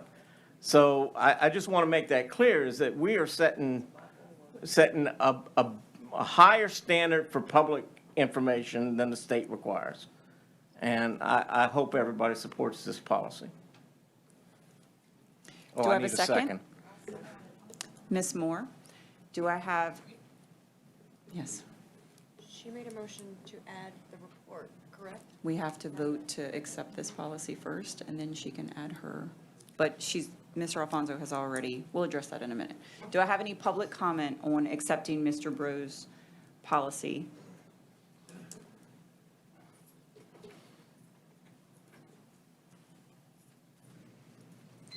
Lee Barrios, retired teacher. I sent you all my comments with respect to the two proposed renditions of the administrative records policy, one by Mr. Harrison and one by Mr. Bro. Because I only have 2 minutes to comment regarding the entire policy, I just have a general statement to make. I want to point out that there is a reason that the public records statute has the word public in the title. The real purpose and the importance of this statute is that public agencies for whom this statute provides guidance and regulations exist overwhelmingly by virtue of taxes voted for and collected from the public. The public has a need and a right to know how their gift is spent in support of arguably one of our most important benefits as a nation, our system of public education that serves every child.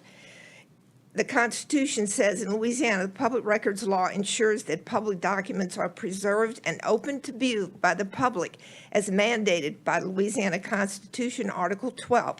Section 3 states that no person shall be denied the right to observe the deliberations of public bodies and examine public documents, except in cases established by law, which you all have spent some time talking about.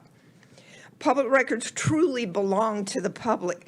The maintaining and providing of records to the public upon request should not be viewed as an ancillary duty, but one that is as important as any other activities legally required by law and essential to maintaining the public trust and also, importantly, the public support. It is part of the cost of doing business.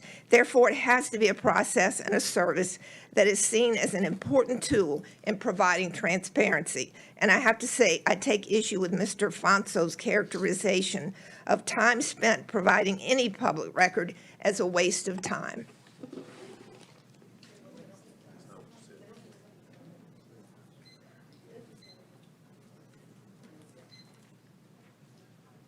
Good evening, board members, administration. Brent Osborne, Federation President.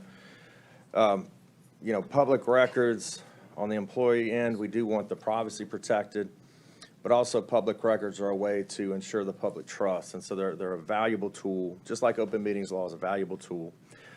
In terms of charging folks, if you could consider not charging St. Tammany taxpayers. A lot of taxes are paid, thanks to the assessor's cushion, we're even paying even more. So to charge a St. Tammany taxpayer is kind of double dipping if you think about it. We're nickel and diming those folks. And if only 60 are made, and if I'm not number one, I got to be number two. I do make quite a few. Steve Alfonso and I work a lot. I make a little serial number. So I kind of counted at least 28 since August 2024. Most are collective bargaining related, but they're also using our reports. So the recent copier report, that information, Steve helped me with that. So they're a very useful tool, but I just, if it's an outsider that's outside our borders, charge them double. But our taxpayers inside, let's make it free. LDOE, and Steve said he looked around. LDOE is a gold standard for me. So if do yourself a favor, email them one time a records request. It's a neat process. It's a very neat way that they handle it, and they have never charged me, and they've given me stuff that I never thought was imaginable. And it's been very useful to our work. So appreciate y'all. All right. Going to turn to the board here. Ms. Hanson. Thank you. I just have a couple of questions. I've read through it, but I'm not an attorney. So what is the primary difference between Mr. Bros and legal? Is there, it seems very similar in nature. No, they're identical. He inserted 2 highlighted sentences, and they were clarifications after the committee met. Uh-oh. Are you, I hear my voice. I'm hearing voices. No. Our apologies, everyone. I promise Ms. you I'm not Hanson, crazy. continue, please. So if you again explain it, I just got distracted. No Sorry. worries. He didn't make any changes to my edits. He just added 2 highlighted sentences. One Yes. says that non-privileged or confidential information relating to an employee would stay outside of a personnel folder. Okay, and I saw that, and then the other change was he specifically said to merely examine, there will be no charge to merely examine records without necessary redaction. Correct. Which is Okay, which those is are a the nice- only two. That's So, correct. Mr. Alfonso, what would be something, or Mr. Bro, what would be something that we would have on an employee that would be subject to public records and would not go in their personnel file? Certification right now is in their personnel file. Your certification record, your employment history, all of that goes in personnel file. But that's also on this, I'm sorry, go ahead. And your So- employment history? Your employment history. Okay. Right. So all of that is public releasable. But when you put it in personnel file, state has all kinds of restrictions on what you can access in a personnel file. So he put there was attached to this was a list of all the various records that go in a personnel file. Some of them are obviously public records. Some of them are obviously privileged and confidential. I leave it up to the administration to decide which is which. Which is which. And there's some in the gray area, but, you know, I don't want to debate that. I just No. want to say that anything that is not privileged and confidential needs to be maintained separately so that it can be available for public record. I agree, and I understand. I just needed some clarification on that. And in terms of someone's certification, that is available through the state website. LDOE provides that on any teacher that has a Louisiana teaching certificate. Regardless, somebody could ask us for it, and No, if it's in I a agree personnel with you. file, we couldn't give it. I agree with you, but I'm just saying that it is something that it is public. It's already out there in the public. And so anyway, I agree. I like the changes that you've made, and I'll support it.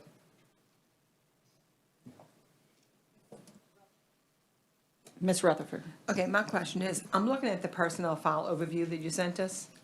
Okay, of those things, how many of those things are available for public information? I'd have to go through it and count them, Ms. Rutherford, but I can tell you today, an individual emailed me today for a job description, and she got it within, you know, I told her I'd give it to her tomorrow, and she got it today. You know, Right. so job description, you know, so there are, Mr. Bro said it correctly. I'd have to sit here and count them, but there are some things that are privileged, and there are some things That's that what I are was not. wondering, which one of these things are, can be handed over? so like- And which like, ones you're gonna say absolutely not? Particularly, like if you look at the middle one, performance and evaluation, like Right. performance appraisals, letters of, you know, recognition, disciplinary action improvement, stuff like that, and legal stuff, payroll stuff, you know, things like that, we Right. cannot release. Right, okay. Maybe this is something we need, somehow, how would we get this out to the public so they know we can't release this information to them? Yes. Well, we could think about that. I mean, we could You come up know, some type of method, Because but that way it would let the public know, okay, well, these are the things that you would be privy to, and these are the things that, or you're not privy to. we have a records clerk here who's very well versed in this, so when we get a records request, you know, that person reaches out to her to set an appointment. Right. And then when she sits down with them, when the request is made, you know, we go through it and say, okay, you can get this, you can't get that and stuff. Right, that way it wouldn't be a surprise. You Yeah. know, you're not gonna say, well, you know what, no, you're not gonna know why this teacher had a write-up, because it's not, you know, you're not privy to that. Yes, ma'am. Or, that's right, or you're not gonna know how many warnings this teacher had for anything or whatever. I'm just thinking of with the teachers, you know. Yeah, I'll say, are you trying to expedite it? I get it, Right. yeah. Yes, Okay, ma'am. thank you. You're welcome. Steve responds to every one of these public records requests. He responds to them as to what is able to be produced and what's not able to be produced, and the reason out and rationale for that. So he does notify them when they do it. And what Steve gave y'all was just since July 1 of this year of 25. That didn't include, because Mr. Osborne mentioned something from July of 24. This is just in the last, since July 1 of this year. Okay. Ms. Moore? I want to thank Mr. Alfonso first. I enjoyed being on the committee. I know all school board members were invited. Ms. Hurstis, Ms. Reed, and myself attended. I learned a lot there, so I don't have to answer questions right now. I Thank you. think everything was brought out. Appreciate Paul being there, giving us extra law into it, which we always want because we don't want something come back and biting us later. So your time is very well seen in these documents, and I appreciate it very much. Yes, ma'am, thank you. And I've got two people behind me, one's already spoken, but I'd like to call the question.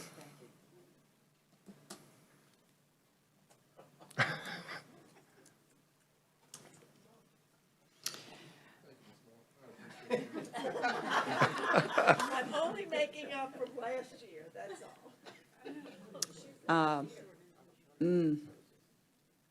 Not debatable. Vote on it. Public comment? Public comment on calling the question.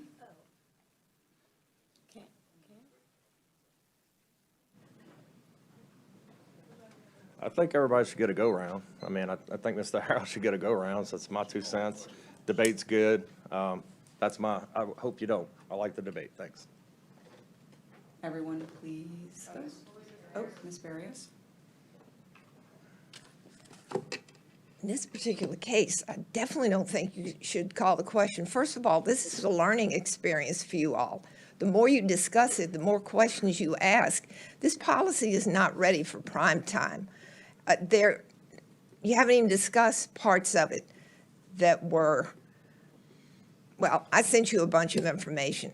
I think you should, I don't know if it's table or what, reconsider even voting on it tonight and move it at least to the next Thursday meeting so that you can look into some of these more. I can answer some questions for you too, and I will send you some stuff because a lot of stuff has been said here that's not accurate. So I wouldn't call the question. I would keep talking about it. Everyone, please vote.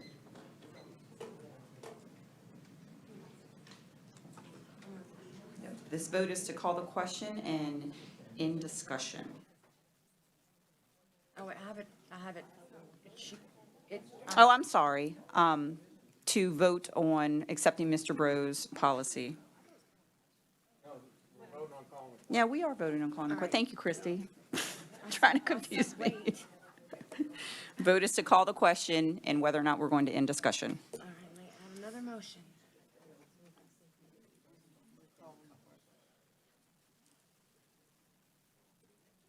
Who was her second?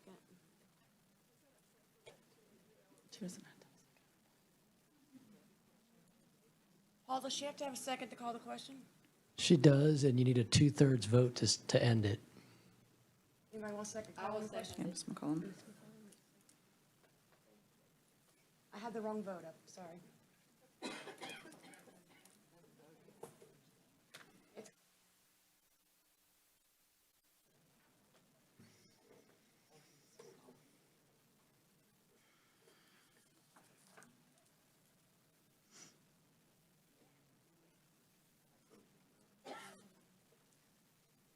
Just say it real quick, Brandon. Just say it real quick while we're waiting. I have a quick question for Mr. Harrison. We're waiting on you, Miss Lamy. Public records requests are public records, correct? Yes, they are. So Ms. Hurstis, if you want the records, you could make a public records request to get that, but you will be adding 12 public records a year to that.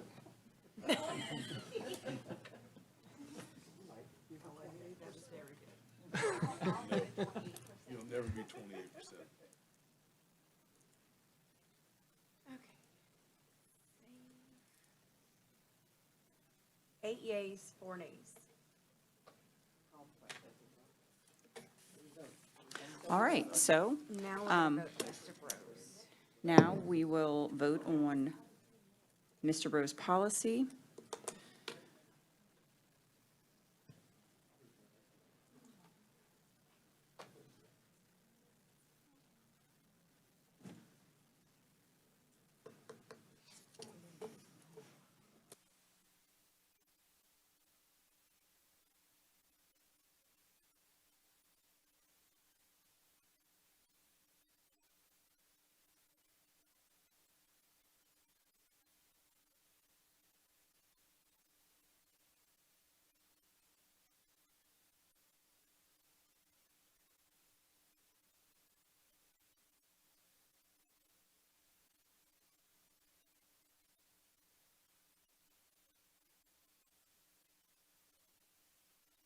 And that passes with 10 yeas and 1 abstention, 2 abstentions.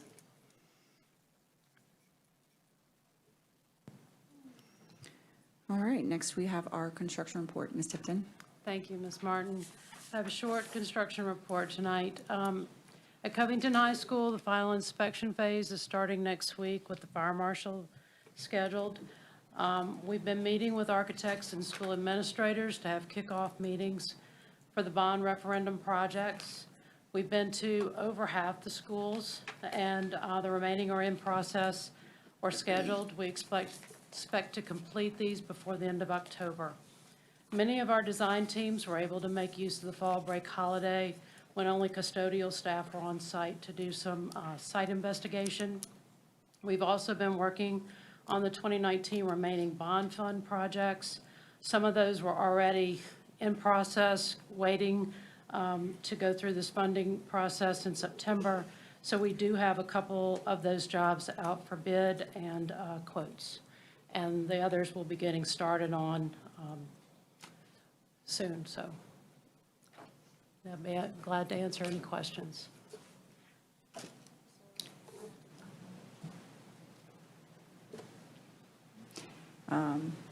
Ms. Gallagher?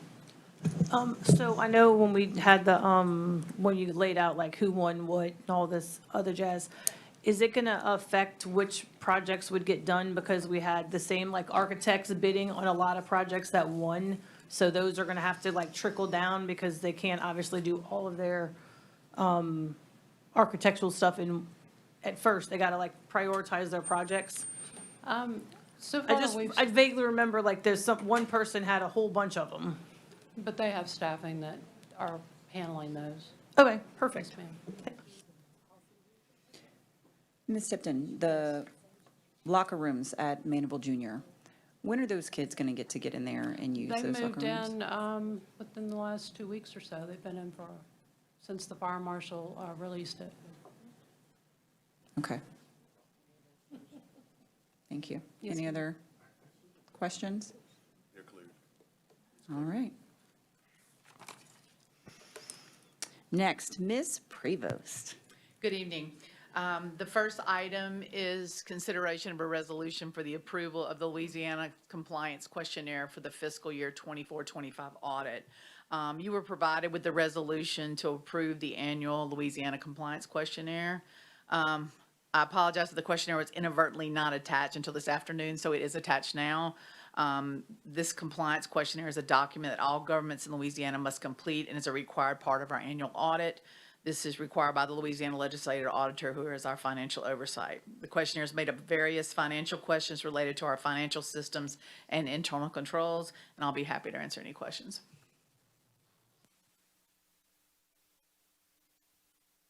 Do I have a motion? Ms. Gallagher, do I have a second? Ms. Rutherford? Public comments? Any questions from the board? Mr. Burrow? It wasn't clear to me from the earlier document, because I didn't have this document.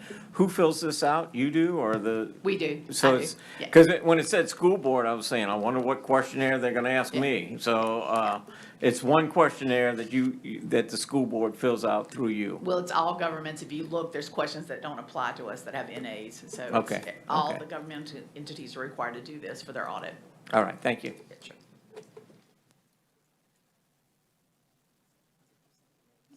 All right, everyone vote.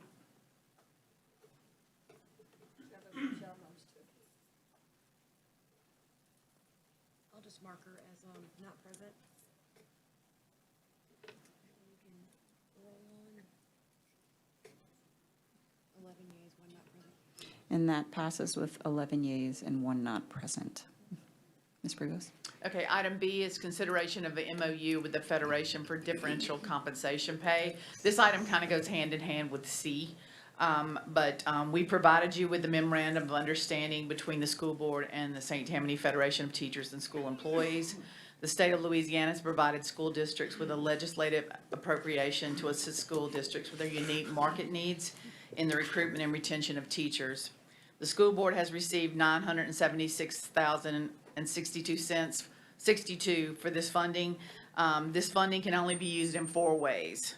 Stipends for teachers in critical subject areas as determined by Bessie, there's only 3 of those. Stipends for highly effective teachers, stipends for teachers working in high-need schools defined as those with an economically disadvantaged rate of 85% or higher, and stipends for teacher leader positions.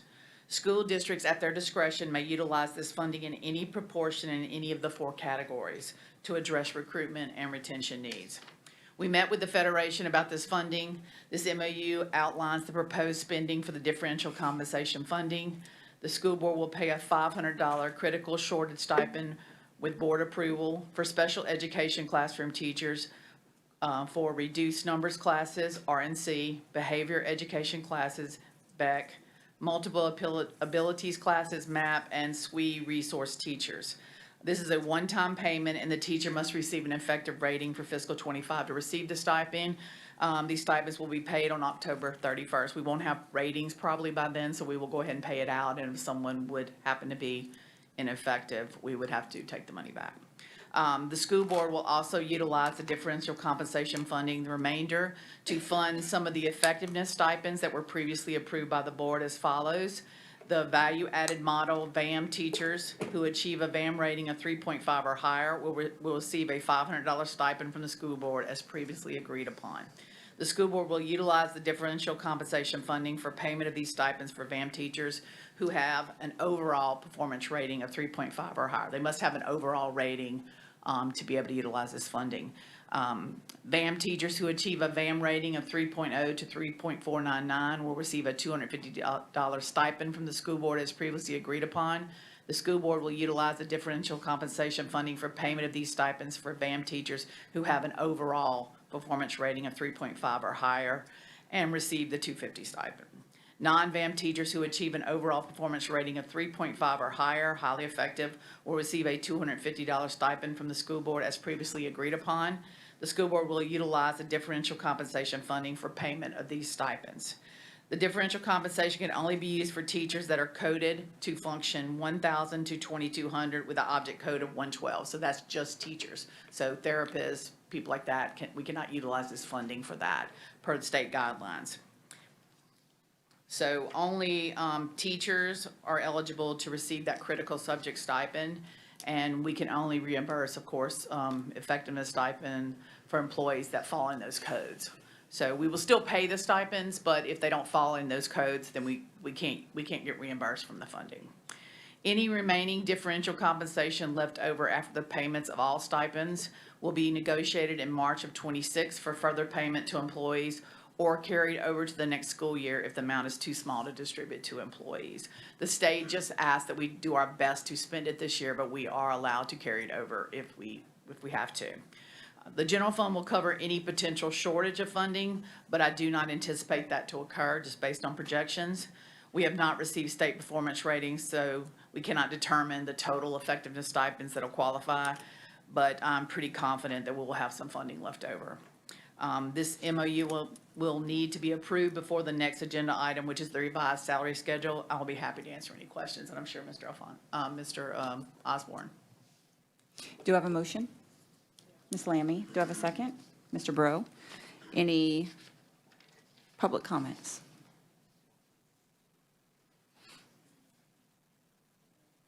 Good evening again, Board. Superintendent Jabbia and I did sign right before the meeting. He and I were very busy this week, but it is approved and before you for a vote.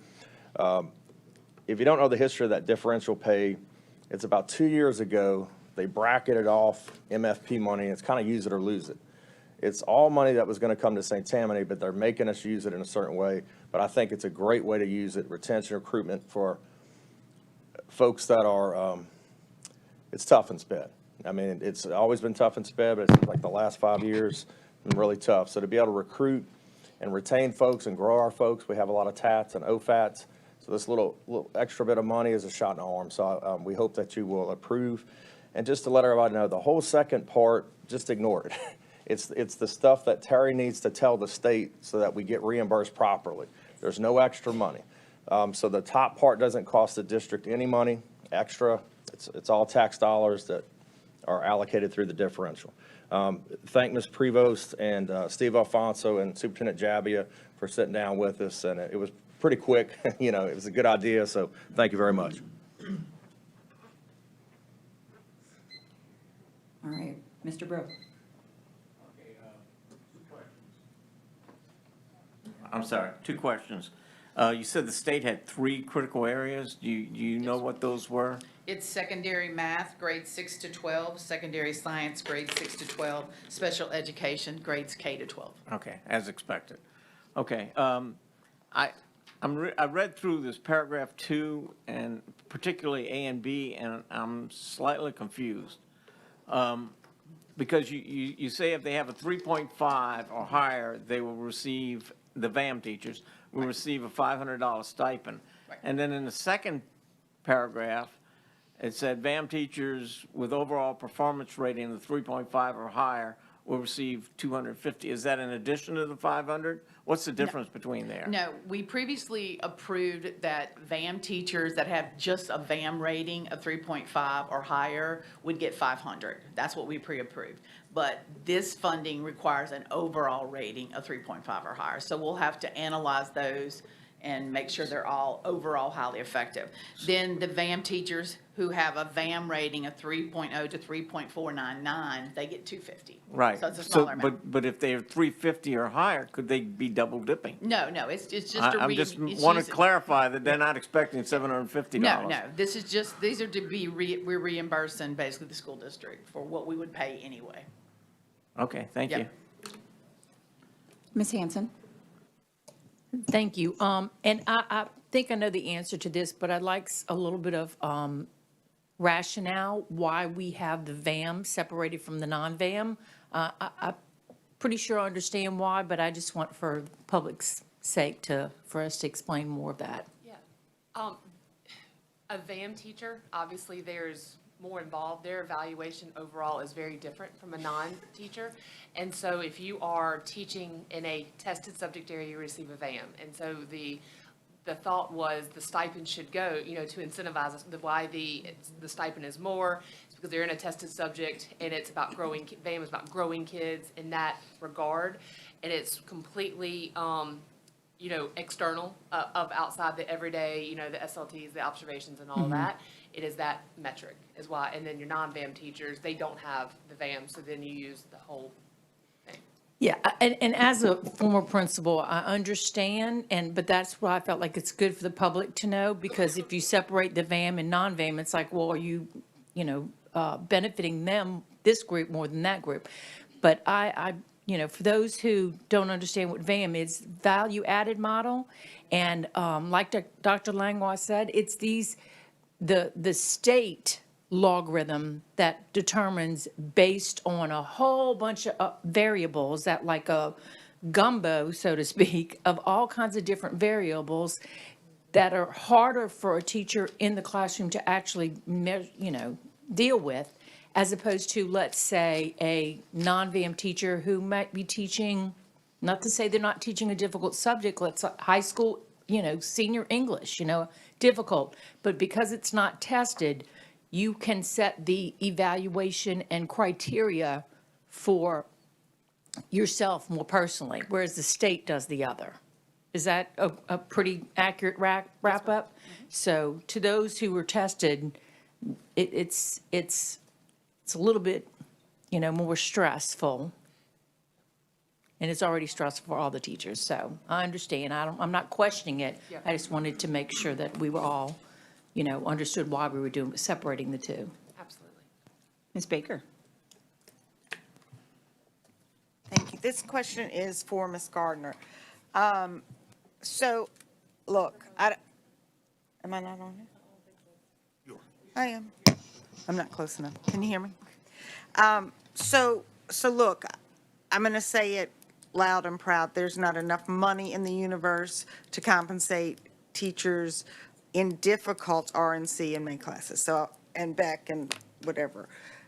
My point is, my question is it, so if the purpose of this document is for incentive to be in these areas, why would we maybe not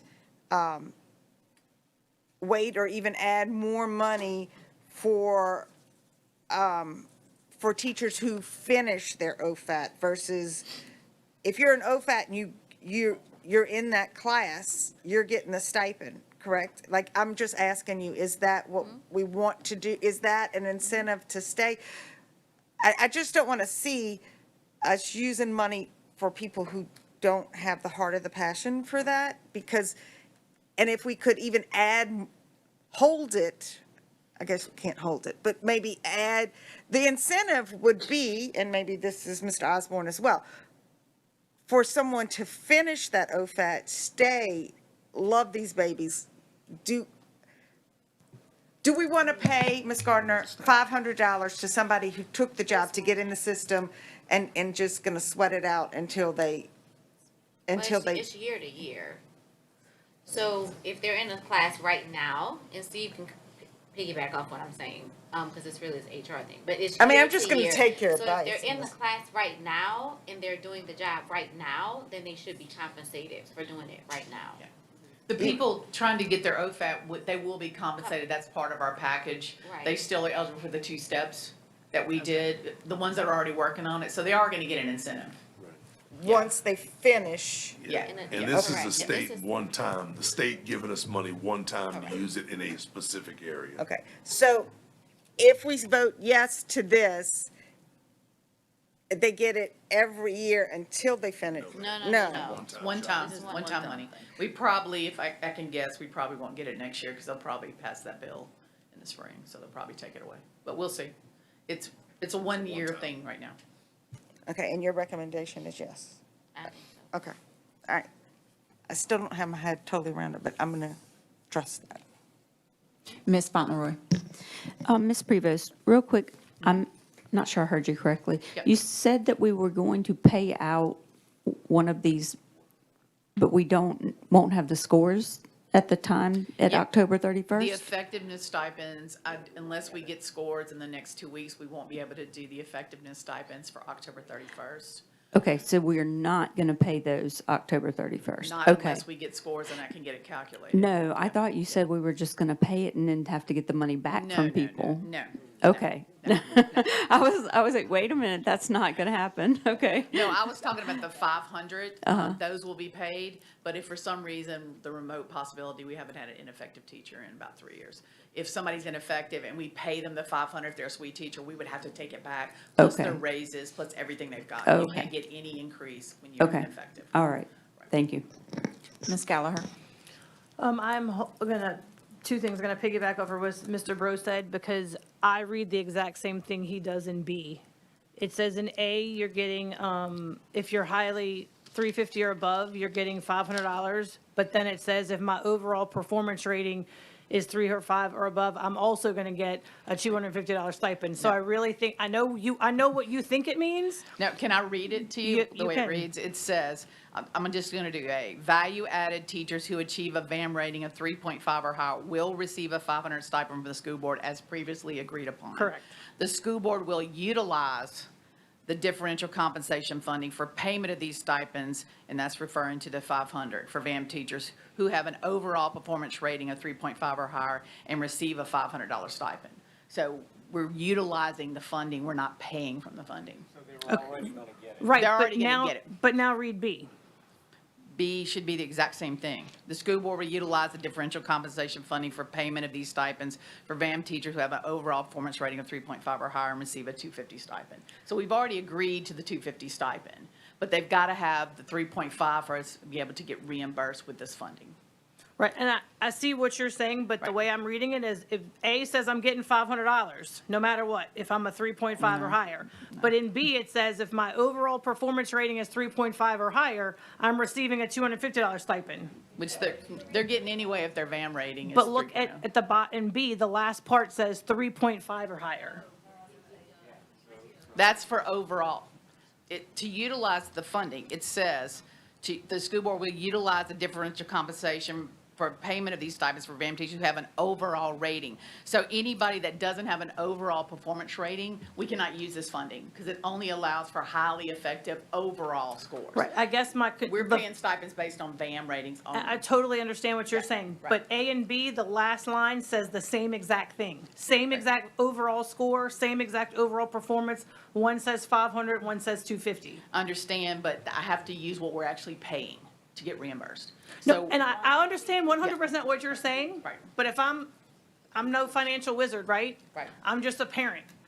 I'm reading this, that in A, I can get $500, but if my overall VAM score, if I got 3.0 to 3.499 in the VAM, but then I got an overall somewhere of 3.5, I'm also getting $250. that's not what it says. It says that we're gonna The school board utilize the will funding. utilize. Utilize the funding. It doesn't say anything about us paying again.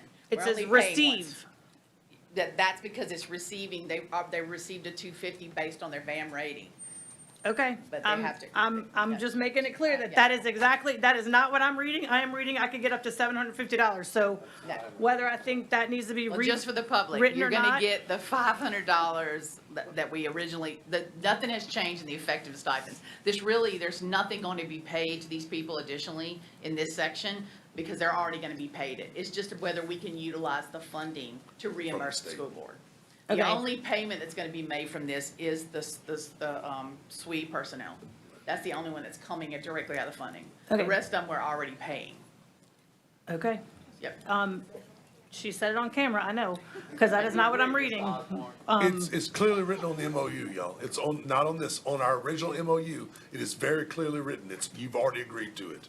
This is just so that we can file with the state of Louisiana to get reimbursed using the differentiated compensation. That's it. That's all this is used for. But I can't get reimbursed for somebody that doesn't have an overall rating. A VAM rating alone does not qualify me to use this funding. So Okay. that's why I had to use that wording. Okay, if you say so, I'm just telling you for what I'm reading, but if that's what you say, then I trust you. All right, everyone, please vote. Wait, I wasn't finished. Oh, go I ahead. had another question.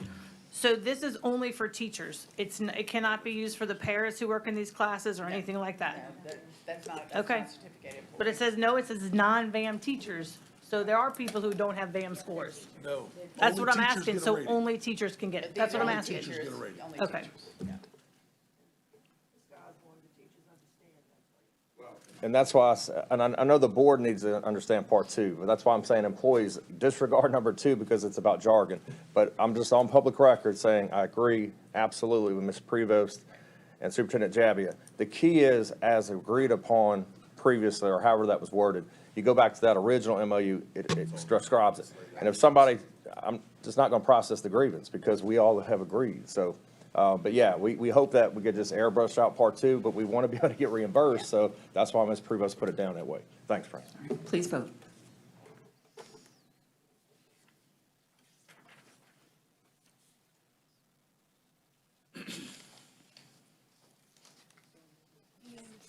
That passes unanimously. Ms. Prevost, the salary schedule? Okay, so we're gonna, consider the approval of the revised salary schedule to include the state-funded stipends of 2,000, certificated 1,000 support staff, and the differentiated compensation that is funded by the state. So I provided you with the revised salary schedule. The additions have been highlighted in yellow. We are required to include our plan for payment of differential compensation and state stipends in the salary schedule and to discuss at this board meeting, so I think we've met that criteria. I've discussed our plan for differential compensation in detail with the previous agenda item, so I'm not gonna go over that, but that information for certificated was added to the salary schedule on page 29 and 30. It basically mirrors the MOU. The state stipend funding plan for certificated is on page 30. The state of Louisiana has provided school district with a legislative appropriation for certificate and support staff stipends in the amounts of 2,000 and 1,000 respectively. The total received was 8.4 million for certificated and around 3 million for support staff. For the certificated, it's on page 30, all certificated employees will receive the 2,000 one-time stipend. The school board, as in the past, will weight these stipends based on employee work calendars and administrative percentages, with the weighted portion being paid from local funds. We've always done that historically. Also, the state does not provide funding for pre-K program employees, whether teachers or paras. So the school board will pay those pre-K program employees their stipends from local funds. These stipends will be paid based on position as of October 31st. So if an employee moves, it's based on where they are. This is not paid per person, but it's paid based on the position is how we're reimbursed. And we will be paid with a separate check on October 31st. On page 31 and 32 is the support employee state stipend plan. All support employees will receive the 1,000 one-time stipend as required by state guidance. The school board, as in the past, will weight stipends based on employee work calendars, and management employees will receive the certificated stipend weighted for management percentages. The additional weighted portion of the stipends will be paid from local funds. These stipends will be paid based on the position as of October 31st and will be paid in a separate check on October 31st, 25. On page 27, I do have one more addition. A terrible oversight for some reason when we revised the salary schedule in 2014, we forgot to include the other extracurricular compensation that has been paid to certificated employees for over 20 years. We thought it was in the supplemental, but someone pointed out we did not have it in the schedule. It is included in our school finance handbook. So I basically just cut and paste from the school finance handbook and put it into the salary schedule. So now I think we have every bit of compensation that we pay. Basically, principals receive an annual allotment to be used to pay stipends to employees at their discretion for various extracurricular activities at schools such as clubs, yearbook, drama.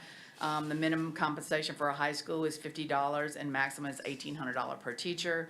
The minimum compensation for a junior high is $25 and a maximum of $1,200 per teacher. The annual allotment calculations are included on page 28 at the top, and that is all the changes to the salary schedule. I'll be happy to answer your questions. Do I have a motion? I'm happy to make a motion to Mr. Rowe, do I have a second? Ms. Hanson, public comment.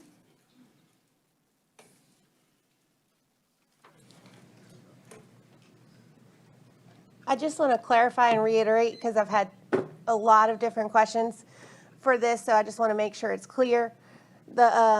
The state stipend of $2,000, $1,000 will be paid on October 31st to all employees that are employed on October 31st. That's correct, right, dear? If they're in the position, it's based on position, so it's not based on people. So, yeah, they would need to be employed at that time. They would need to be in a position at the time, but Correct. every position in the school system is eligible. Correct. Okay. New employees can get it, but, yeah, so. Okay. Yeah. Yeah, with this reserve stipend and stuff, people have been getting confused, so I just So wanted to let them know. So be clear, if a person moved from a para position to a teacher position on October 20th, they would be paid as a teacher. Got it. Because Thank they you. would be a teacher at October 31st. Thank you so much. Board questions? Ms. Baker? All right, I just want to be clear one more time. Okay. So they're gonna get their 500 for being in a highly, in a need area. And then when they finish their OFAT, then they're gonna get, We're phasing that out, but I think it was through 28, I think it was. Anybody that had started it. okay. I think it's through 27, right, Brent? I believe it's through the July 1st, 27. People that are working on an OFAT. Anybody that's working on a current OFAT in SWE that started that process that we agreed to before, they have till July 1st of 27 to finish. They have Okay. till July 1st of 27 to finish the requirements for that OFAT. Okay, and do you know what our October 1 count was? I don't think we have that information yet. It won't be solidified until probably the 25th of October, till it's cleaned up. Lewis made all the submissions on October 1st. Okay. We're waiting on the LDOE. Okay, thank you. All right, everyone please vote.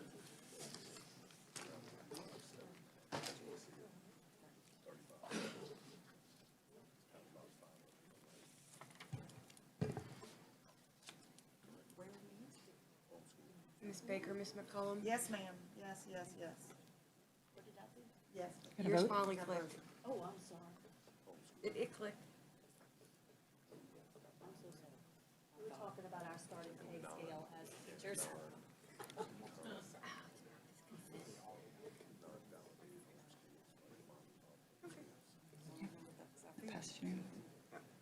And that passes unanimously. Next is the financial update.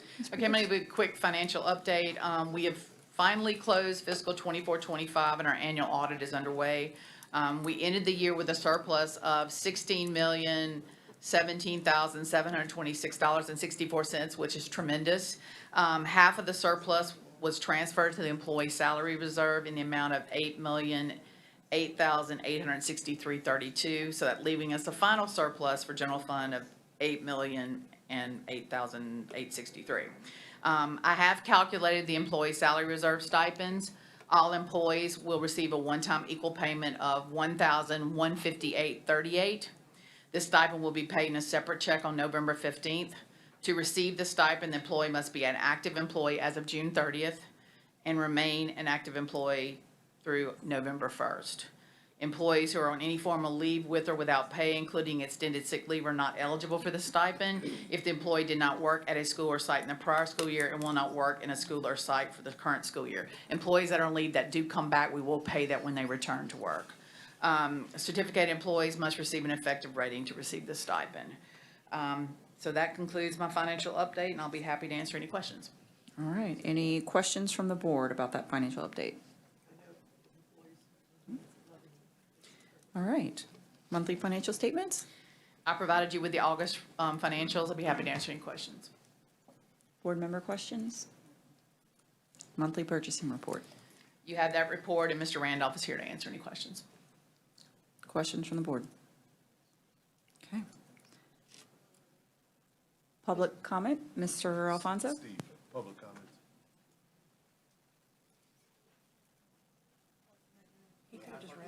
But I was on the agenda again. All right. Ms. Barrios?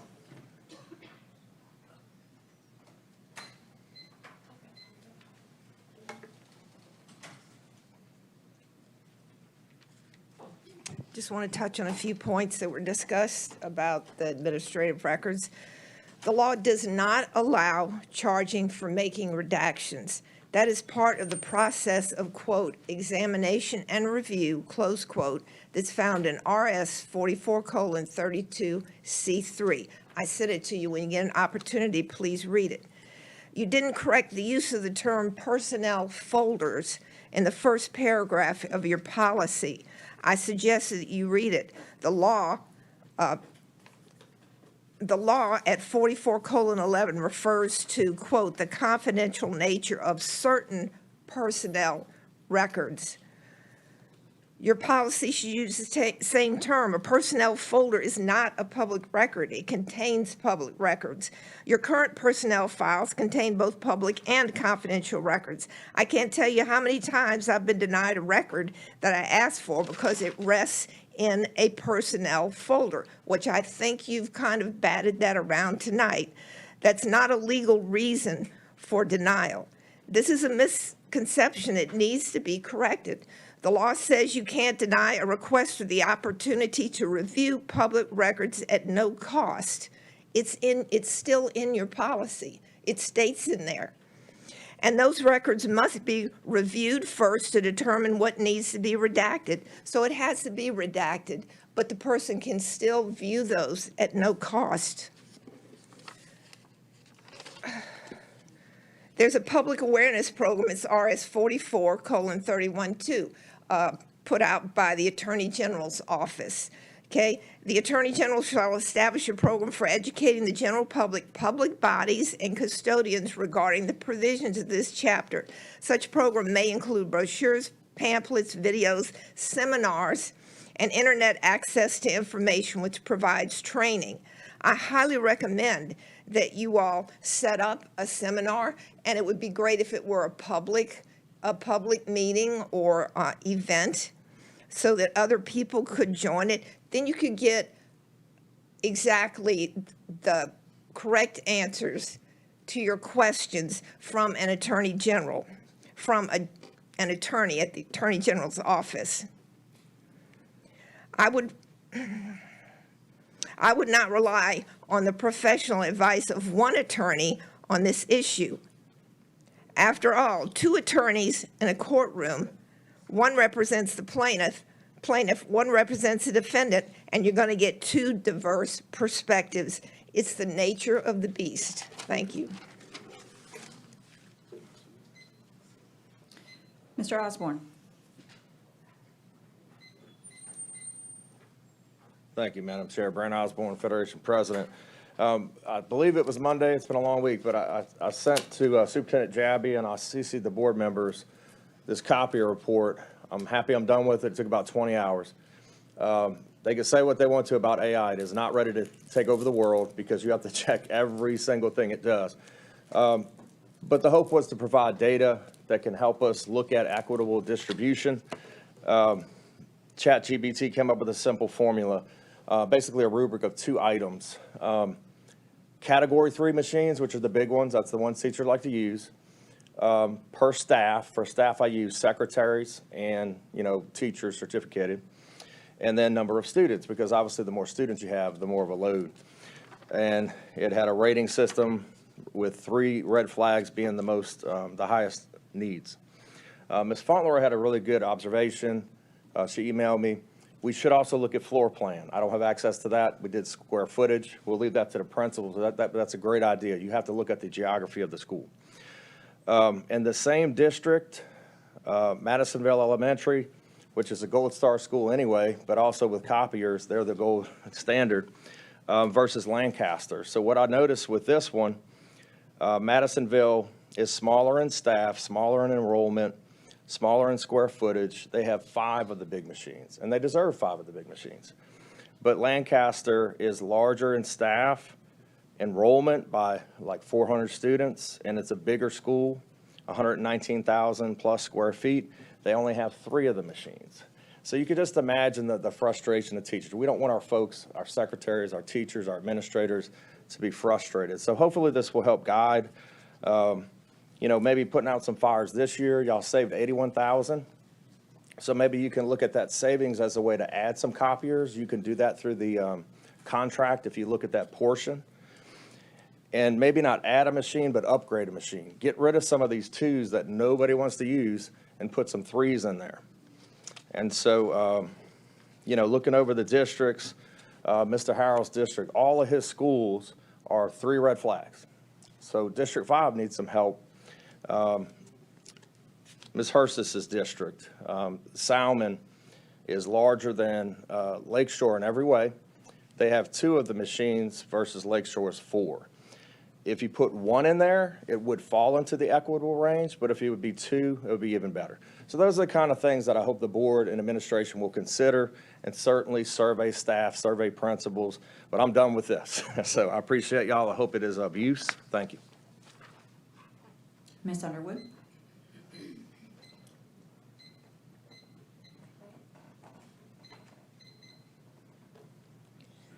Stephanie Underwood, Executive Vice President of St. Tammany Federation and the President of the Federation Care Closet. Last time I was here, I invited y'all to the grand opening. Unfortunately, I didn't see board members, but Superintendent Jabia and his whole team, even Miss Mary came.